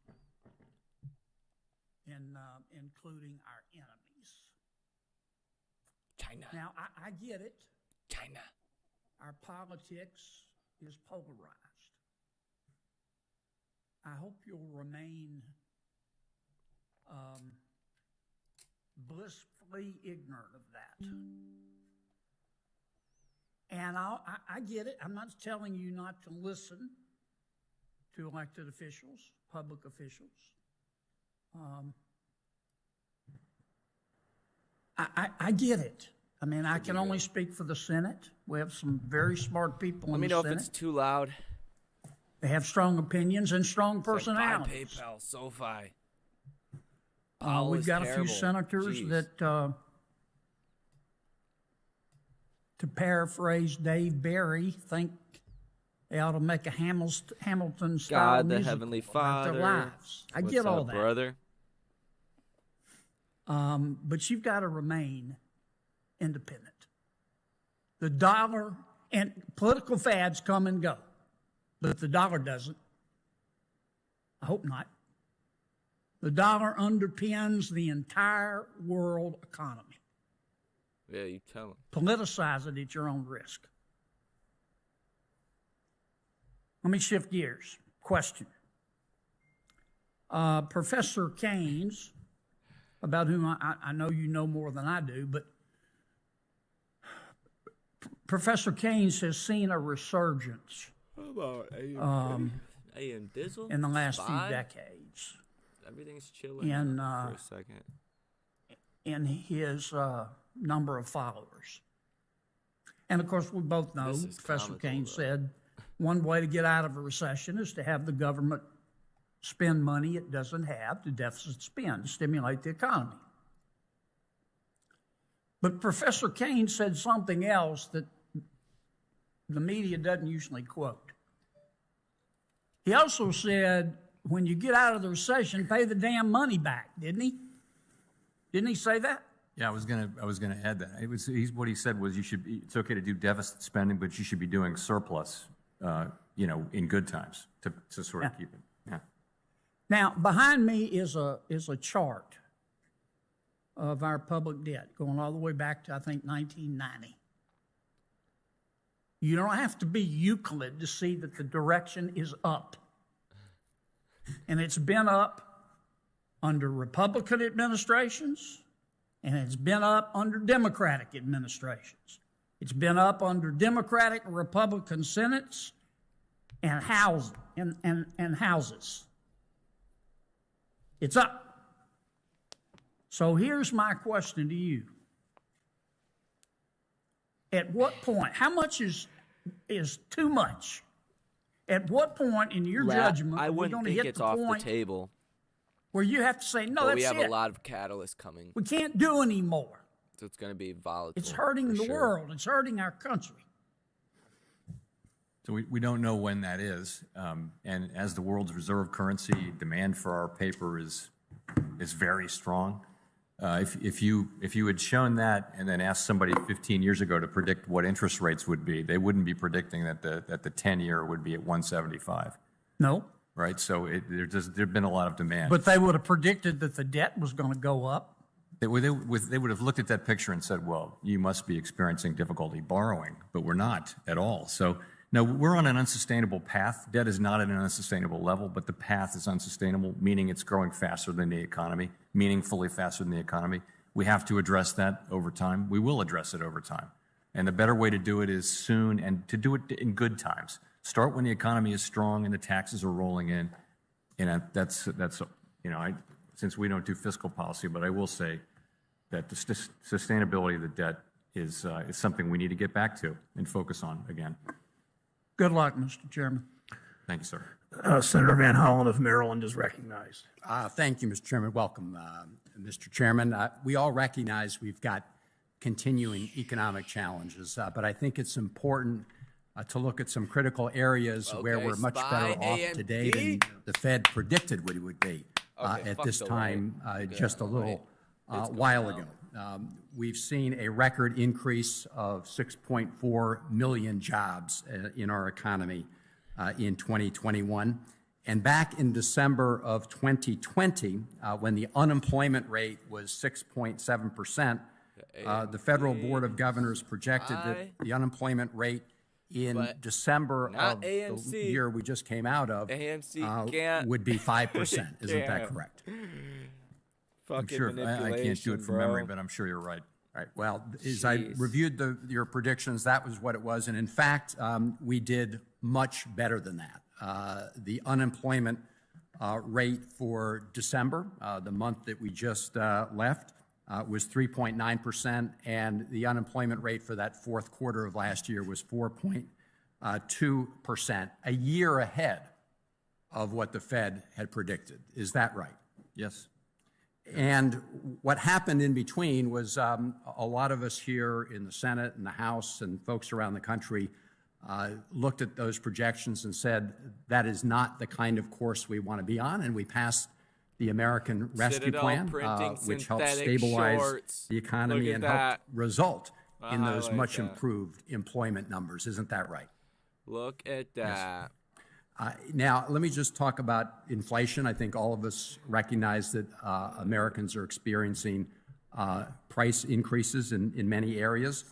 The Federal Reserve has predicted the Cleveland Fed projected a 2.6% inflation rate for this year, which matches the Federal Reserve Board's projections. If you look at consumer expectations, not surprisingly, they're running higher than that because of where we've been in the last couple months. 11%. But can you explain why you're confident at the Federal Reserve that we can hit that 2.6% target while continuing to push for full employment? This is exciting. So that is the median of expectations, of individual expectations. We don't have a committee or official Fed forecast.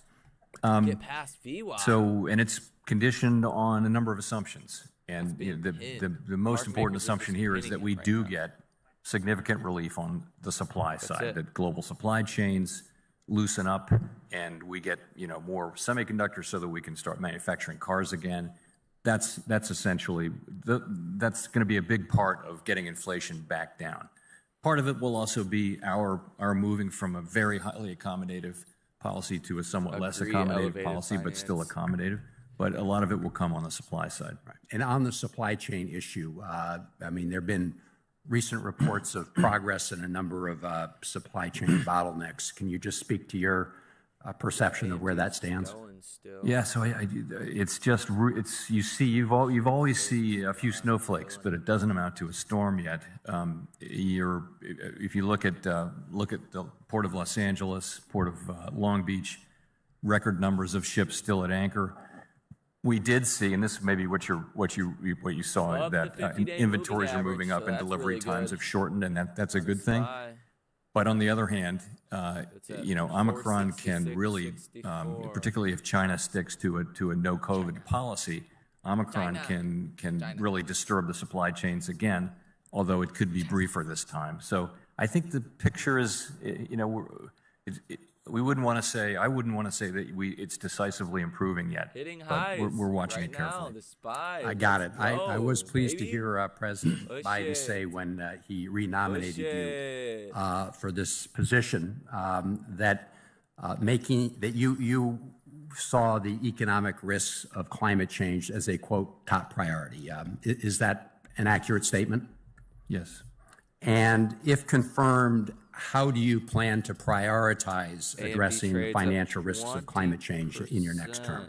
So we have a role to play. It's a narrow one, but an important one, and that is it relates to our existing mandates. We don't have a new mandate on climate change. It is really the simple mandate, the central mandate Even of, ETC of is gassing. supervising and regulating financial institutions to make sure that they're aware of and able to manage all of their risks. And we're doing that particularly focusing on the largest financial institutions who, by the way, are spending a lot of time themselves on these issues. And secondly, looking at financial stability issues. We have responsibility for the stability of the financial system, and over time, climate risk can play into that as well.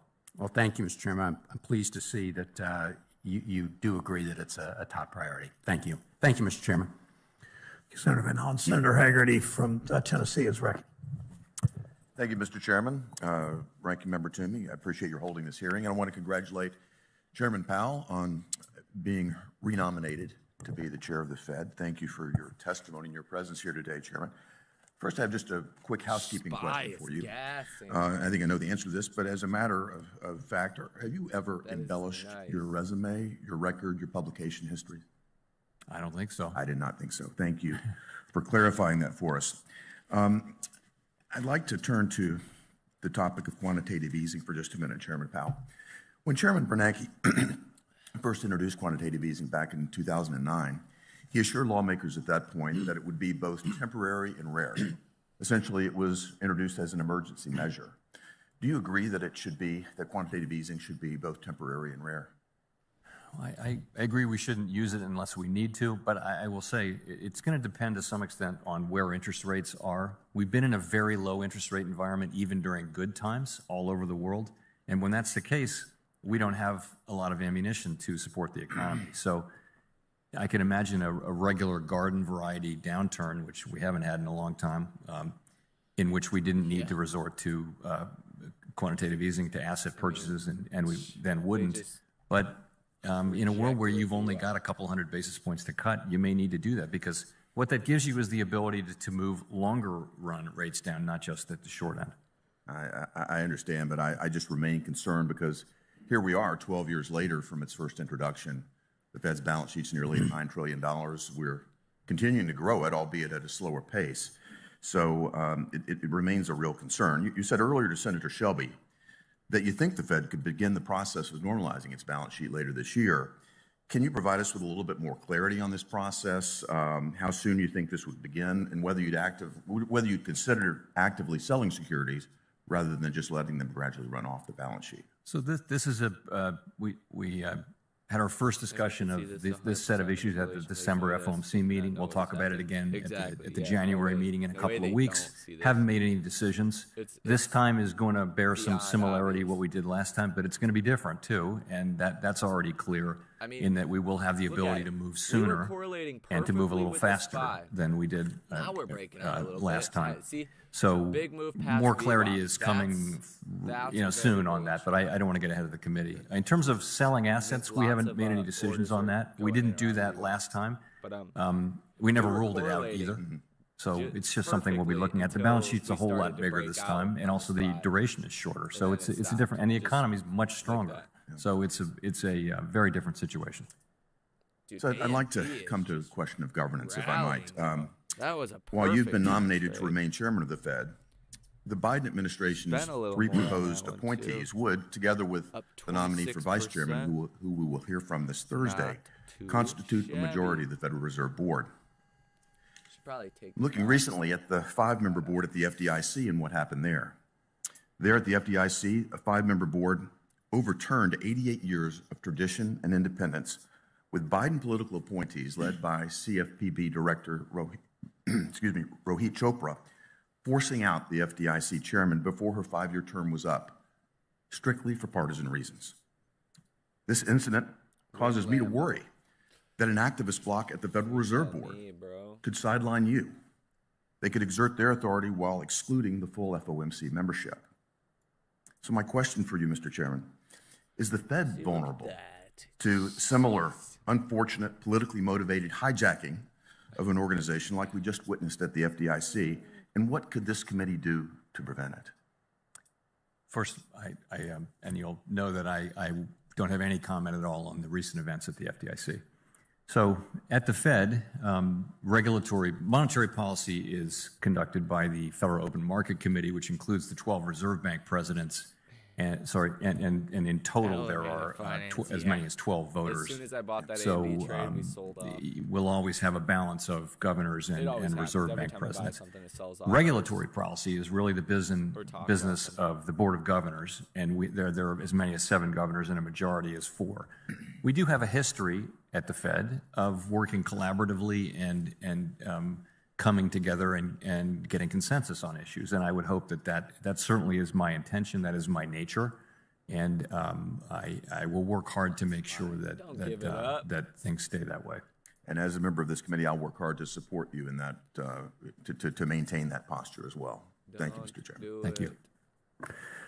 Thank you, Senator. Senator Cortez Masto from Nevada is recognized from her office. Bitcoin. Thank you, Mr. Chairman. Chairman Powell, comments are wild. Good to see you again. Thank you always for taking the time to answer my calls, meet with me, answer my questions. So appreciate it. Let me start with a question that Senator Tester talked to you about, because I think it's important.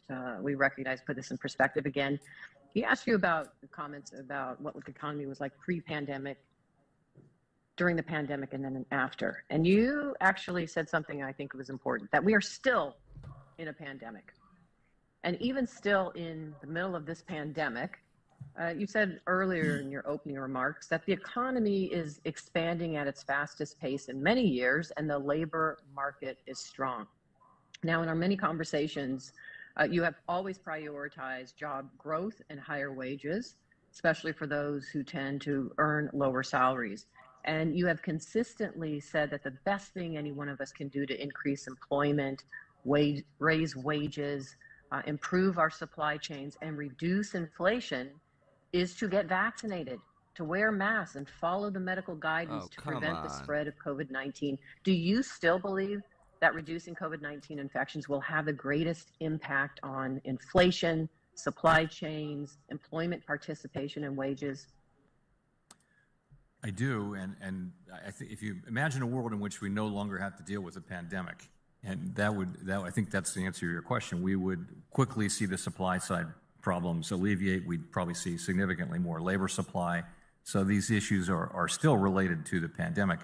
It's proving more difficult than we had hoped to end the pandemic, but I certainly would think that's right. And let me just add one additional thing that, of course, we all have concerns with the rising prices of so many goods. I see it in my home state when I go grocery shopping or hear it from my own family members and constituents in Nevada. One other area I want to also focus on, though, is housing. A new study from the Federal Home Loan Bank of Atlanta reported that the median American household would need 32% of its income to cover mortgage payments on a median-priced home, the most since November 2008, and home prices have climbed 18% in the past year. Now, we are short at least 3 million homes, especially affordable homes. So, Chairman Powell, do you think increasing the supply of housing, in essence, building more homes, would also have an effect on the inflationary prices that we're seeing right now in the housing market? Yes, and that's outside of what we can do, but clearly the housing market's extremely tight. It was tight before the pandemic, and it's remarkably tight now, and supply is quite limited. Thank you. Let me jump to another topic, which is ethics for the board of directors. I think we're all disappointed that Vice Chair Clarita did not disclose his active trading in late February 2020. You and I have had this conversation. Can you describe the changes you've made to improve the ethics guidelines and training at the Federal Reserve? Yes, I'd be glad to. So we've really made a complete change in the way we govern purchases and sales of securities by covered people, which includes all of the policymakers and senior staffers. No one can any longer buy Hit the individual like button stocks. if you guys are here. In addition, if you want to sell something that so people will be owning Streams mutual or funds just mainly, to show some love. as I already do. When you want to sell some money would something, help with social it has to be distancing, outside right. of blackout as always, but you've got to give 45 days notice, and you make that decision. You've got to clear that trade with that sale with a central body. We don't really have, because of our federated nature, we don't have a group in the center that applies these rules consistently and clearly across the whole system. We will have that now at the Board of Governors. So you'll go and you'll say, I want to sell X amount of this mutual fund. 45 days later, that trade will take place, whether things change or not. So there will be no ability to time the market and really no appearance of the kind of appearance issues that we've had. I think the old system was in place for decades on end, and then suddenly it was revealed as insufficient. And so we do take the need to protect our credibility with the public very seriously, and I think our new system is easily the toughest in government and the toughest I've seen anywhere. Okay. Thank you, Chairman Powell. Mr. Okay, Chairman, Powell. thank you.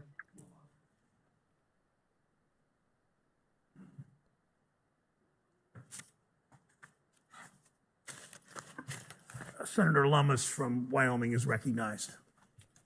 Thank you, Mr. Chairman, and The like button works congratulations better on than your the vaccine. nomination. Please throw me a lifeline here and help me support your nomination. I mean, people. I know a lot of people that have it and the still Fed's website boosters and all, and still are today getting sick. says that Really sick. So the Federal Reserve will ensure that's what I the know. provision of payment services to all depository institutions on an equitable basis, and to do so in an atmosphere of competitive Look at fairness. that, dude, just riding VWAP. But that's not the case at all, For real, Mr. Chairman. riding it. The Fed actually uses substantial discretion in providing master accounts to depository institutions, or denies them by delay, simply starving the master account applicant until it dies.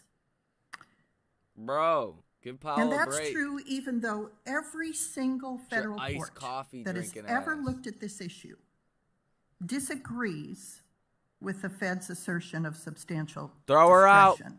Buzz her out. The Greater Buffalo Press and Jet Buzz her Courier out. Services cases in the Second and Sixth Circuits found that the Federal Reserve services were, A&D. quote, available to Can't all stop, won't banks. stop.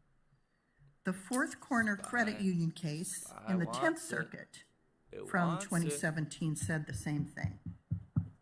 GameStop, chilling. The Federal Reserve Act says that a depository institution is any institution eligible for deposit insurance. The FDIC says, in General Counsel Opinion 8867, that an entity is a depository institution if it is creating deposit liabilities out of customer assets and is characterized by state law as a bank. As you know, Chairman Powell, I'm terribly concerned Official, you're funny, bro. about the manner in which Wyoming's special purpose Right. Get to the depository point. institutions What's your point, lady? are being treated by the We got Federal it. Reserve. FDIC. It's all We've discussed this. terrible. Got it. What is your reaction to this? So, Powell, that's not my job. As we discussed, There are novel charters, and the SPDIs are one of them. And we want to be really careful because they're hugely precedential. Yep. They're very important from a precedential standpoint. And minute. So we've been looking carefully at this. And I would say that was a perfectly there timed are good arguments trade for viewing SPDIs as depository institutions for this spent purpose. a little bit more on that one, actually. And I think we're looking carefully at it. Up I 30. do think we'll make some progress on this, and we could talk about it more offline. But I think you do understand that we start granting these. There'll be a couple hundred of them pretty quickly, and we have to think about the broader safety and soundness implications. And it's just hugely precedential. That's really why we've taken our time with it, and we appreciate your bringing it to my attention, and GameStop. so we can continue to talk about it. Jeez. Well, as you know, it's been well over a year. And well they just over let a year. other things like AMD fly. I've been stonewalled for well over a year. Well My above state VWAP. SPY has been stonewalled AMD, for other well stocks, over a year. Not GameStop You mentioned or in your AMC. testimony today Can't let that happen. we can begin to see that the we got too much on the post-pandemic line. economy is likely to be different in some respects. Yeah, AMD is crushing. My job is to represent Wyoming's best interests and to ensure the Fed is preparing itself for the post-pandemic really economy and to promote responsible innovation, even as you throughout the mentioned rest of in your this week statement. until we get inflation tomorrow. I asked your staff for an update on the SPDI charter last week, and I've yet to receive a response. And as we discussed in December, it could go into the money though. That contract with another 5% day will go in the money. So my disappointment is if profound. we do get another 5% day. If My inflation frustration comes in at expectations is or profound. below, and for that's now, gonna I'll just print leave it at that. massive But I will TVs. say thank you for your dialogue with Senator Kennedy and Senator Haggerty today. I thought those were encouraging dialogues. And all I got out of once this again, is Chairman support Powell, Starbucks. throw me a lifeline. With the I coffee, yield back. you know what I'm saying? Thanks, Senator. Senator Smith Support of your local Minnesota is Starbucks. recognized. Thank That you, actually Chair Brown and sounds Ranking good. Member Toomey, and down welcome to the for committee Starbucks. again. Chair Powell, it was, as always, was good to talk with you yesterday, and I want to just say, Mr. Chair, that I think that together, Chair Powell and Lael Brainerd would make a great team at the Fed, and I think you're a strong combination. Please, no more Karens. So, more Mr. Chair Powell, I'd like to ask you about kind of where we are with employment and how be this chill, relates women. to the decisions we love that you, the but Fed, damn. Giving my man a hard Fed is time. making. Last week, the Bureau of Labor Statistics released job numbers from December, as you know well, and thanks to the American Rescue Plan, and I would also say the hard work and grit and innovation of Americans, the unemployment rate has dropped to just 3.9%, which is really a remarkable and historic recovery from the beginning of the pandemic. I'd note that in my home state of Minnesota, in November, the unemployment rate was even lower. This is really an incredible accomplishment. And you and I have discussed this before, how it is useful to unbundle, though, these aggregate numbers so that we understand a little bit more about what's happening. We understand that it's a more complicated story. For example, amongst black workers, the unemployment rate remains stubbornly high at 7.1%, more than twice what it is for white workers. So, Chair Powell, could you tell us, how should the Fed consider factors like this as you evaluate economic strength and whether the economy has reached full employment? The factors, what I'm referring to is unbundling these aggregate numbers so we understand more deeply what impact where we are with the different sectors of our economy. Sure. So we do look at a wide range of indicators to determine whether labor market conditions broadly are consistent with maximum employment. It's not a single number like inflation can be.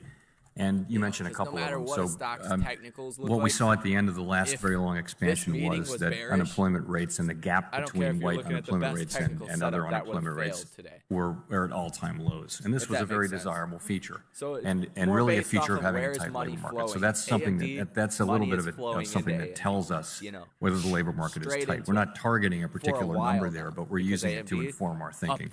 You mentioned African American unemployment, which is at 7.1. It dropped by 2.9% this year. So there's going to be money that's the piling same into it. decline as for white workers. But, the other thing I'll say is that there was an increase in December of 5 or 6 tenths among black unemployment. But it could be it's a good, much smaller sample size, and it's pretty volatile. But So we more would tend to importantly, look for what is the a overall couple of market months. It doing? can Where bounce is money around more going? than the That's what overall you gotta aggregate. think about. Another key aspect of maximum employment, though, But is it could be something participation. good to look So at. we also want to think that I was honestly participation really dropping, but I is just at wanted its to show some structural consistency. high level, Exactly. and there isn't They a go lot off of of, slack in that labor force in that pocket. participation and a lot And of that's been we saw that at the end Exactly, of the last cycle. We saw participation holding up in the face of demographic decline, and so that's another thing that we look at carefully.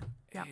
Thank you. I agree with that. And I think that we are in Minnesota, as we are all over the country, experiencing a shortage of workers. And I'm glad to see that what we are seeing, in fact, is wages increasing, especially for people who are in lower wage jobs. And that for the first time in a long time, workers, I think, have increased bargaining power, which is a benefit to them. So these are complicated issues. I think it's important that we kind of look beneath some of these aggregate numbers. But I want to touch on another issue before I wrap up here. You and I have talked about my grandmother, Avis Mason, who was born in 1898 and who became the president of a small community bank in Etna Green, Indiana. Her father, who started the bank, was blessed with 3 daughters, which is how she became president. Like so many banks around the country and over the years, her bank was ultimately sold to a larger bank and became part of the story of increased consolidation in the financial sector. And this pattern has repeated itself for decades in Minnesota and all across the country. Over the last 30 years, the number of banks in this country has been more than cut in half. And we've seen, I think, the harm that industry consolidation can do broadly, especially in small towns and rural places. I note the comments and the questions of my colleague, Senator Rounds, with whom I've done a lot of work on issues of concentration in agriculture. So, Chair Powell, one of the important duties of the Fed is to review bank mergers. Can you tell us how you think about bank mergers today, and what do you see as the impacts of consolidation on concentration and access to financial services, especially in underserved areas? Comments are kind of funny. So we operate under a statute which requires us to consider a number of factors, and those include competition and future prospects, financial and managerial resources, convenience and needs of the communities to be served, CRA performance, BSA AML compliance, and financial stability. So all of those things go into and there's a rich lore of how we apply those things, and generally banks that are applying for permission to do mergers understand that body of work. More broadly, though, as we've discussed, if you could look back at the United States banking industry, for 30 years and more, almost 40 years, you've seen a very steady decline in the number of banks. So one of the things that's driving that is just the loss of rural population. I've seen many in my earlier years at the Fed, many cases in which you'd have a county that had lost half of its population over the last 50 years. It's very typical of rural America, and there was only one bank left, and it wanted to merge with another bank in a nearby state. So anyway, it's a trend that's happening because of demographic changes. Also, fixed costs are going up, regulatory costs are going up, and that's a fixed cost. The need to invest in technology to serve your customers is really a fixed cost now, and that requires a bigger bank. So community banks are part of the fabric of America, and we don't want anything we do to sort of exacerbate the problem of community banks going out of business, but there are strong secular forces that are driving this consolidation apart from, regulation, although that can be part of it. Thank you. I believe I'm out of town. Thank you, Mr. Chair. Thank you, Senator Smith. Senator Kramer from North Dakota is recognized. Thank you, Chairman Brown, Ranking Member Toomey. Thank you, Chairman Powell, for stepping up again and being willing to take the job on. Congratulations. I'm going to go back to a question somebody asked probably an hour and a half ago. A very high level point that the person, one of my colleagues made, and I don't remember which one, but he said, in congratulating you, that President Biden clearly has confidence in your ability to lead our economy through this crisis.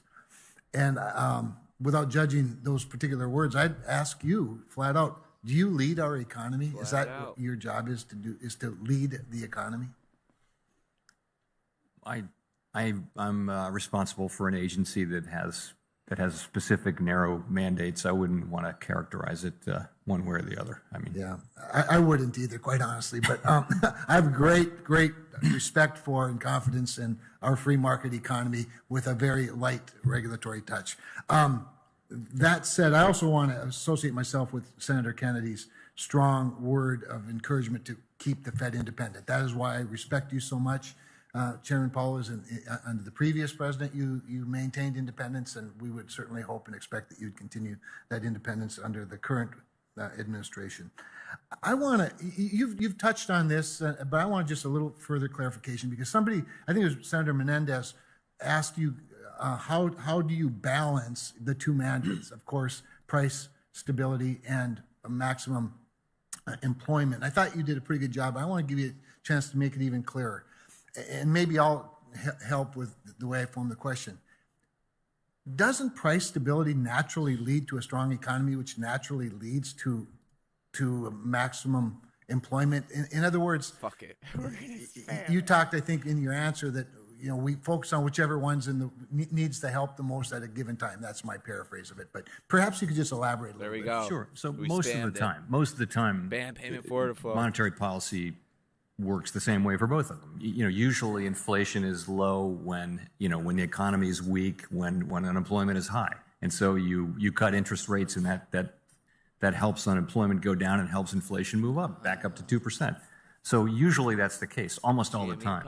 In rare occasions, though, you have a situation where the two sort of goals are not complementary, and we've had a little bit of that here. I'm not sure we have it anymore, but the idea being that we were far from maximum employment. That's no longer the case, but inflation was really high. So I think the situation today is more correctly characterized as we're very rapidly approaching or at maximum employment, and we're far away from our inflation tool. There's no basis to prefer one of the two goals over the other, but our constitutionally adopted document at the Fed, our Statement on Longer Run Goals and Monetary Policy Strategy, says when this is the case, we look how far something is from the goal and how long it'll take to get to the goal, and we look at the other goal and we use our tools. And I think in the current application of that provision would say you need to focus on getting inflation under control, because you're not going to have maximum employment unless you have price stability. I agree. Thank you. Well said. In fact, with that in mind, what I worry the most about with the Fed, and you and I have discussed this previously, is the mission creep that I think both clouds and frankly complicates that main mission of price stability. If you're having to sit around and you have to hire people that are going to assess climate risk, as an example, as though banks themselves aren't already considering that, which, by the way, climate risk in my mind is really regulatory risk, because climate is a global issue. It's not a domestic issue. It's a domestic issue to the degree it's a global issue. But what I worry about is the natural outcome of further regulations in the climate sphere. What they're lying and about that's what we're talking about with the climate stress test, or cyber stress test, or any other number of tests, but climate in particular. The natural outcome is that we're going to somehow transfer our climate guilt to other countries who don't have our environmental and labor standards. In other words, we don't do anything to help the climate except have more imports from faraway places that are much larger polluters than ours. So I have to tell you, I'm a little worried. I'm quite worried, actually, mostly worried about the mission creep at the Fed, should we continue to add these extra things that you have to be focused on. And I would just ask for a response to that, and then my time will wrap up. Well, I agree with your principle, which is that we got to stick to our knitting if we want to remain independent. I really do. And I guess I would say climate is appropriate for us as an issue to the extent it fits within our existing mandates. And I think it does, in the sense of it's another risk over time that banks are going to run. But we're not, the broader answer to climate change has to come from legislators and the private sector. I agree. Thank you, and I look forward to supporting your confirmation. Thank you. Thank you, Mr. Chairman. Thank you. Senator Ossoff is recognized from his office. Thank you, Mr. Chairman, and thank you, Chair Powell, for joining us. Congratulations on your renomination. Chair Powell, are you prepared, if necessary, to act with agility, This guy kind of looks like flexibility, Joe and Goldberg speed in a weird way, doesn't he? if inflation risk to the upside manifests in the Goldberg! coming months and quarters? You're back, Yes. buddy. I am. And what do you assess to be the level of risk Kinda. that inflation surprises to the upside in this year? Well, I would say it this way. My expectation is that we will see some relief on the supply side as the year goes on. By that I mean global supply chains will start to loosen up. The shortages will start to be lesser. How do they just get away with that? If that doesn't happen and if we see inflation becoming even more persistent and even Pushing higher, down both AMC and then I think GameStop. the risk of it becoming entrenched in the psychology of businesses and households and people, I think that increases, and that would indicate that we would respond. Thank you, Chair Powell. And you've noted that the Fed and many mainstream economic forecasters had difficulty anticipating the supply chain bottlenecks, the labor shortages, the difficulty with which the global economy would add supply in response to the return of demand and demand stimulated by government policy. How can the Fed improve its modeling such that it's not surprised by those macroeconomic dynamics in a future crisis? So I think this is a unique situation. We don't have 10 pandemics to look back on and say, oh, these are the common features when the global economy shuts down to deal with a global pandemic. It was all just new, and it wasn't the problem, strictly speaking, isn't the models, it's the assumptions you put in the models, right? So I wouldn't blame the models. Really, it just is that we and other forecasters, we believed, based on our analysis and discussions with people in industry, that the supply side issues would be alleviated more quickly than now appears to be the case, substantially more quickly. We believed that we would have seen material relief on the supply side. We also thought, by the end of last year, we also thought that there would be a much more significant return to the workforce than has turned out to be the case. And while that's not what's causing current inflation, it is more the demand side issue that labor supply can be an issue going forward for inflation, probably more than these supply side issues, these supply chain issues that we're seeing. So we assumed, we believed that we would see these things, and the data have come in pretty consistently showing that the supply side challenges are more persistent and more substantial than we'd expected. But we sure can't get off VWAP strangle. Thank you, Chair Powell. I want to discuss with you institutional integrity, public confidence in institutions, ethics among those who hold high office and have privileged access to information. I'm an advocate for banning stock trading by members of Congress who make policy, who have access to information and economic forecasting, and banning stock trading by their spouses. And I will be introducing legislation this week intending to make that the law with penalties for members of Congress who violate those new rules.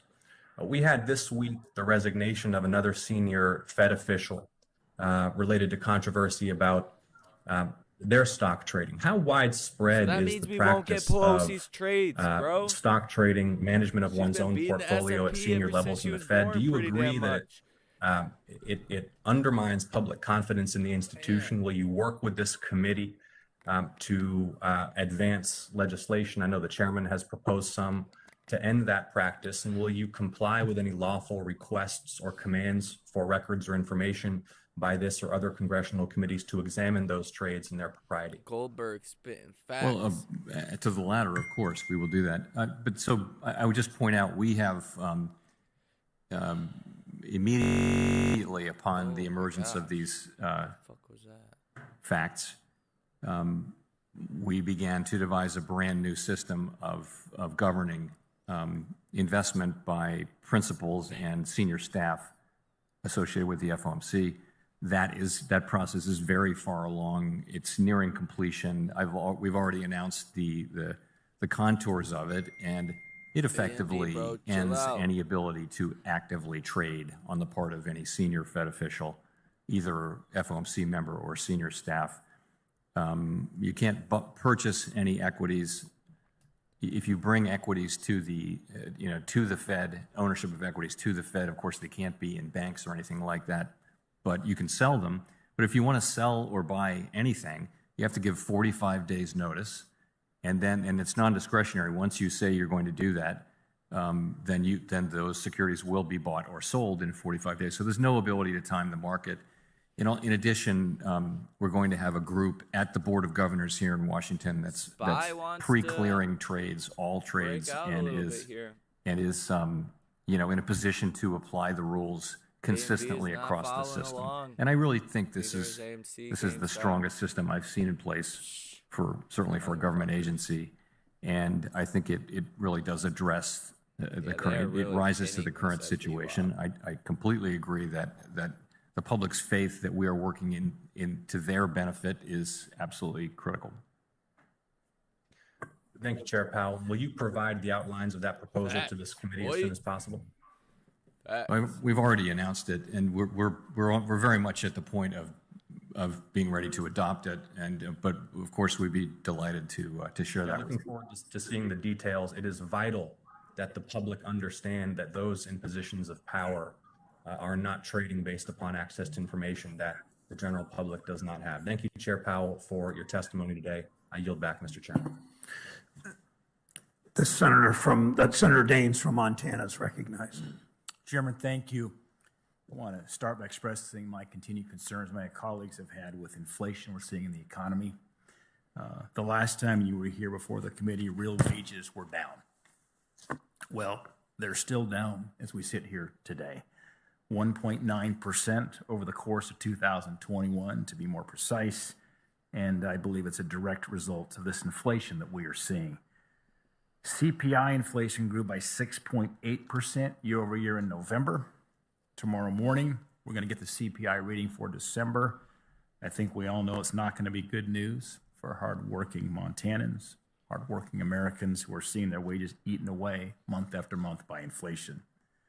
Economists are projecting that CPI inflation will rise about 0.5% on a month-to-month basis in December, which will leave CPI inflation up at 7.1% in 2021. This would be the biggest annual increase in 40 years and is well above the Federal Reserve's 2% target. This, of course, is not that surprising to many of us who were here in this very room who warned this would happen when our Democrat colleagues passed this very reckless $1.9 trillion spending package in March of last year, when the economic recovery was already well underway, and we pointed out there was nearly $1 trillion of unspent funds coming into calendar year 21. The Democrats, on a purely partisan basis, pushed another $1.9 trillion of reckless spending in March. Frankly, we should be thankful at this moment that the most recent multi-trillion-dollar reckless tax and spending spree package did not pass last year, as that would only worsen the problems we are seeing today. I trust the Federal Reserve is on the case to address this inflation. I want to make sure that we here in Congress don't do anything to make your job more difficult than it already is. Moving away from inflation, I'd like to briefly address the Federal Reserve's dual mandate. Chairman Powell, I think it's safe to say the Federal Reserve has its hands full already trying to achieve its statutorily mandated goals of promoting maximum employment and stable prices. However, many have called for expanding the Fed's role to wade into politically charged issues for the first time. The Federal Reserve has a long history of political independence, and I worry that independence could easily be undermined. Chairman Powell, will you commit to strictly following the Fed's dual mandate and not expanding it in ways that are not clearly supported by the law? Yes. I know Senator Crapo mentioned this earlier, so I will just add briefly to his remarks on the Fed's report on the costs and benefits of a central bank digital currency. It's a topic that we want to start discussing here, so it'll be helpful to have the Federal Reserve's insights. And I very much appreciate that you are working to get this report out in the next few weeks. My question, Mr. Chairman, is the FSOC recently designated climate change as an emerging threat to financial stability. Can you describe a sequence of climate-related events that would cause a financial crisis? So it's a good question. The way there are two different kinds of risk, right? There's physical risk and then there's transition risk. So physical risk tends to be these risks in the form of extreme weather and that kind of thing, and they kind of accumulate over time gradually. And to have a financial stability disruption, something that actually threatens the financial system, it doesn't result from that kind of a process. So it doesn't seem likely in the near term that it would come from physical risk. So that means the real risk would be transition risk, and what that means is some surprising event would have to take place that destabilized the whole financial system and maybe caused a very large financial institution to fail in a disorderly way. How would that happen?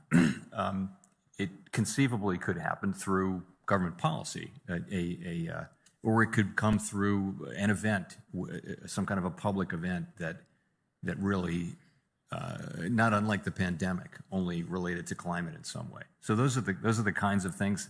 These are not things that we think about it will happen every day, but it's more a question of over time what can happen from climate. So just a follow-up to that. This morning I was with Chairman Manchin of the Energy and Natural Resource Committee, which I serve on. We had a hearing on hydropower. And there is a movement afoot in this country to breach hydropower dams, to breach dams. We've already seen blackouts in the U.S. and other countries because of forced closures of reliable baseload energy. Whether it's been nuclear plants that have been shut down, coal plants have been shut down, they're talking about breaching dams. Do you think that rolling blackouts due to a lack of stable baseload power poses a more tangible and real near-term threat to the stability of the financial system? I have to think about that. I will say that to have a successful, if you're someone who wants to see a transition away from carbon-based energy, we're going to need a lot of energy to facilitate that transition, and I think that means we need to be honest about having to rely on more traditional kinds of power. Yeah, what's mind-boggling to me, and this will be my last comment, Mr. Chairman, and I'll finish, but what's mind-boggling means we have sources of energy that do not emit carbon, like nuclear, like hydropower, and yet we see these ideological movements that are seeking to shut down nuclear plants, shut down hydropower in some cases, which I think pose a significant risk to the stability of the grid as well as to our financial system. Mr. Chairman, thank you. Thanks, Senator Daines. Senator Toomey is recognized for one last round of questioning, and then I will finish up. Thank you. Thank you, Mr. Chairman. I want to start by just underscoring a point that Senator Daines just made, which I think is extremely important, and we really, I don't think we made it until he made that point, which is that every month that goes by in which inflation in the form of consumer prices is growing faster than wages are gaining is a month in which workers are falling behind. There have been some comment about wage gains. I think we'd all like to see wage gains, but wage gains that are more than wiped out by price increases do not leave a family better off. And so it is not a contradiction. It is not somehow contrary to the interest of a working family to get price stability. In fact, it's necessary for the well-being of the working families of Pennsylvania and America that we bring about price stability. Mr. Chairman, two quick questions for you. One regarding a central bank digital currency. Some have advocated, as you know, that that a central bank digital dollar be used and developed in such a fashion that individual Americans have retail accounts with the Fed, and the Fed becomes the retail banker for America.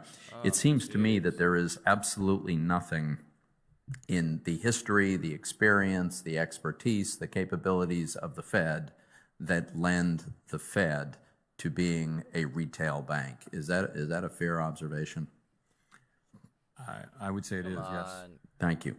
A second, I know we're going to get our report soon, and I'm very much looking forward to this, as you and I have discussed.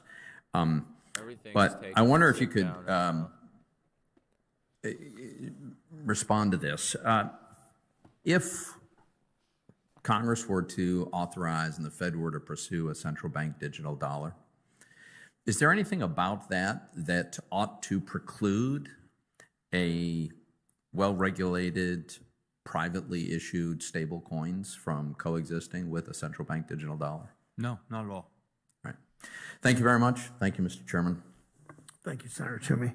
Chair Powell, the recent, you've responded 3 times, I believe, to this issue, but I wanted to try to get a little more specificity from Senator Cortez Masto, Senator Ossoff, Senator Warren. The recent revelations about the vice chair's financial transactions before the Fed announced its extraordinary support of the economy in 2020 are pretty troubling, as you and I have talked and you've responded to here. After the initial fallout from Fed officials making stock trades, you announced stricter trading rules at the Fed. That was, I believe, in October. Those rules have still not been written, to my knowledge. We've not seen them if they have been written, so they certainly obviously haven't been implemented. When will these rules, when will we see them, and when will they be put in place? Imminently. We've tried to take care and write them correctly. They're complex. We have to hire people. We've got to build systems, and we've got to write rules. So we've been hard at work at that since October. We're ready to move ahead with that, and I would think it's in the very near future. Okay, we're watching. I have a bill with several of my colleagues. Senator Warnock, Senator Ossoff mentioned it.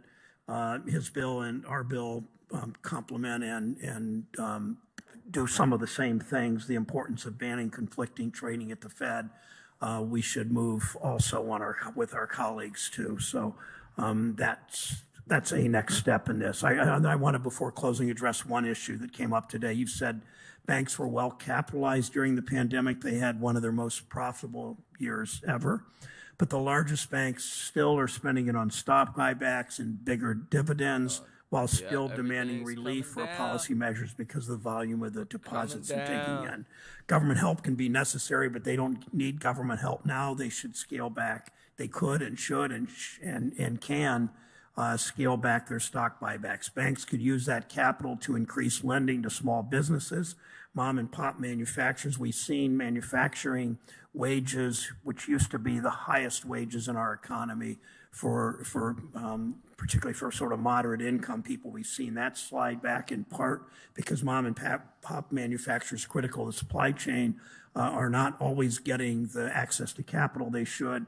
We should use that capital to increase lending, to invest in communities instead of enriching their executives while pushing to weaken resiliency of our banking system. The Fed needs to strengthen, not weaken capital requirements. It's a job of our banking system to support the real economy, not executive stock portfolios. That's what this comes down to. Everything the Fed does needs to support the economy so that it works for all Americans, workers, small businesses, their communities. That's the Fed. you must lead. If confirmed, I plan to support your confirmation. I'm counting on this as most of us in the Senate are. So, Chair Powell, thank you for being here today. Thank you for providing testimony. Senators who wish to submit questions for the hearing record, those questions are due at the close of business on Friday, the 14th of January. To the nominees, we'd like to have your responses by Wednesday, January 19th. Thank you again for your testimony today. The Committee on Banking, Housing, Urban Affairs is adjourned. Thank you. Thank you. All right. Well, that was an interesting set of events. Not too much actually happened. The markets now want to sell off. So that'll be interesting. If you guys missed anything, we're going to go over it here in a video, probably posted at 2 o'clock, if not at 4, likely at 2. On your way out, hit the like button on this video for me. Appreciate it. If you have not, consider subscribing to the channel. So, guess it was a pleasure bringing that to you guys. Shit.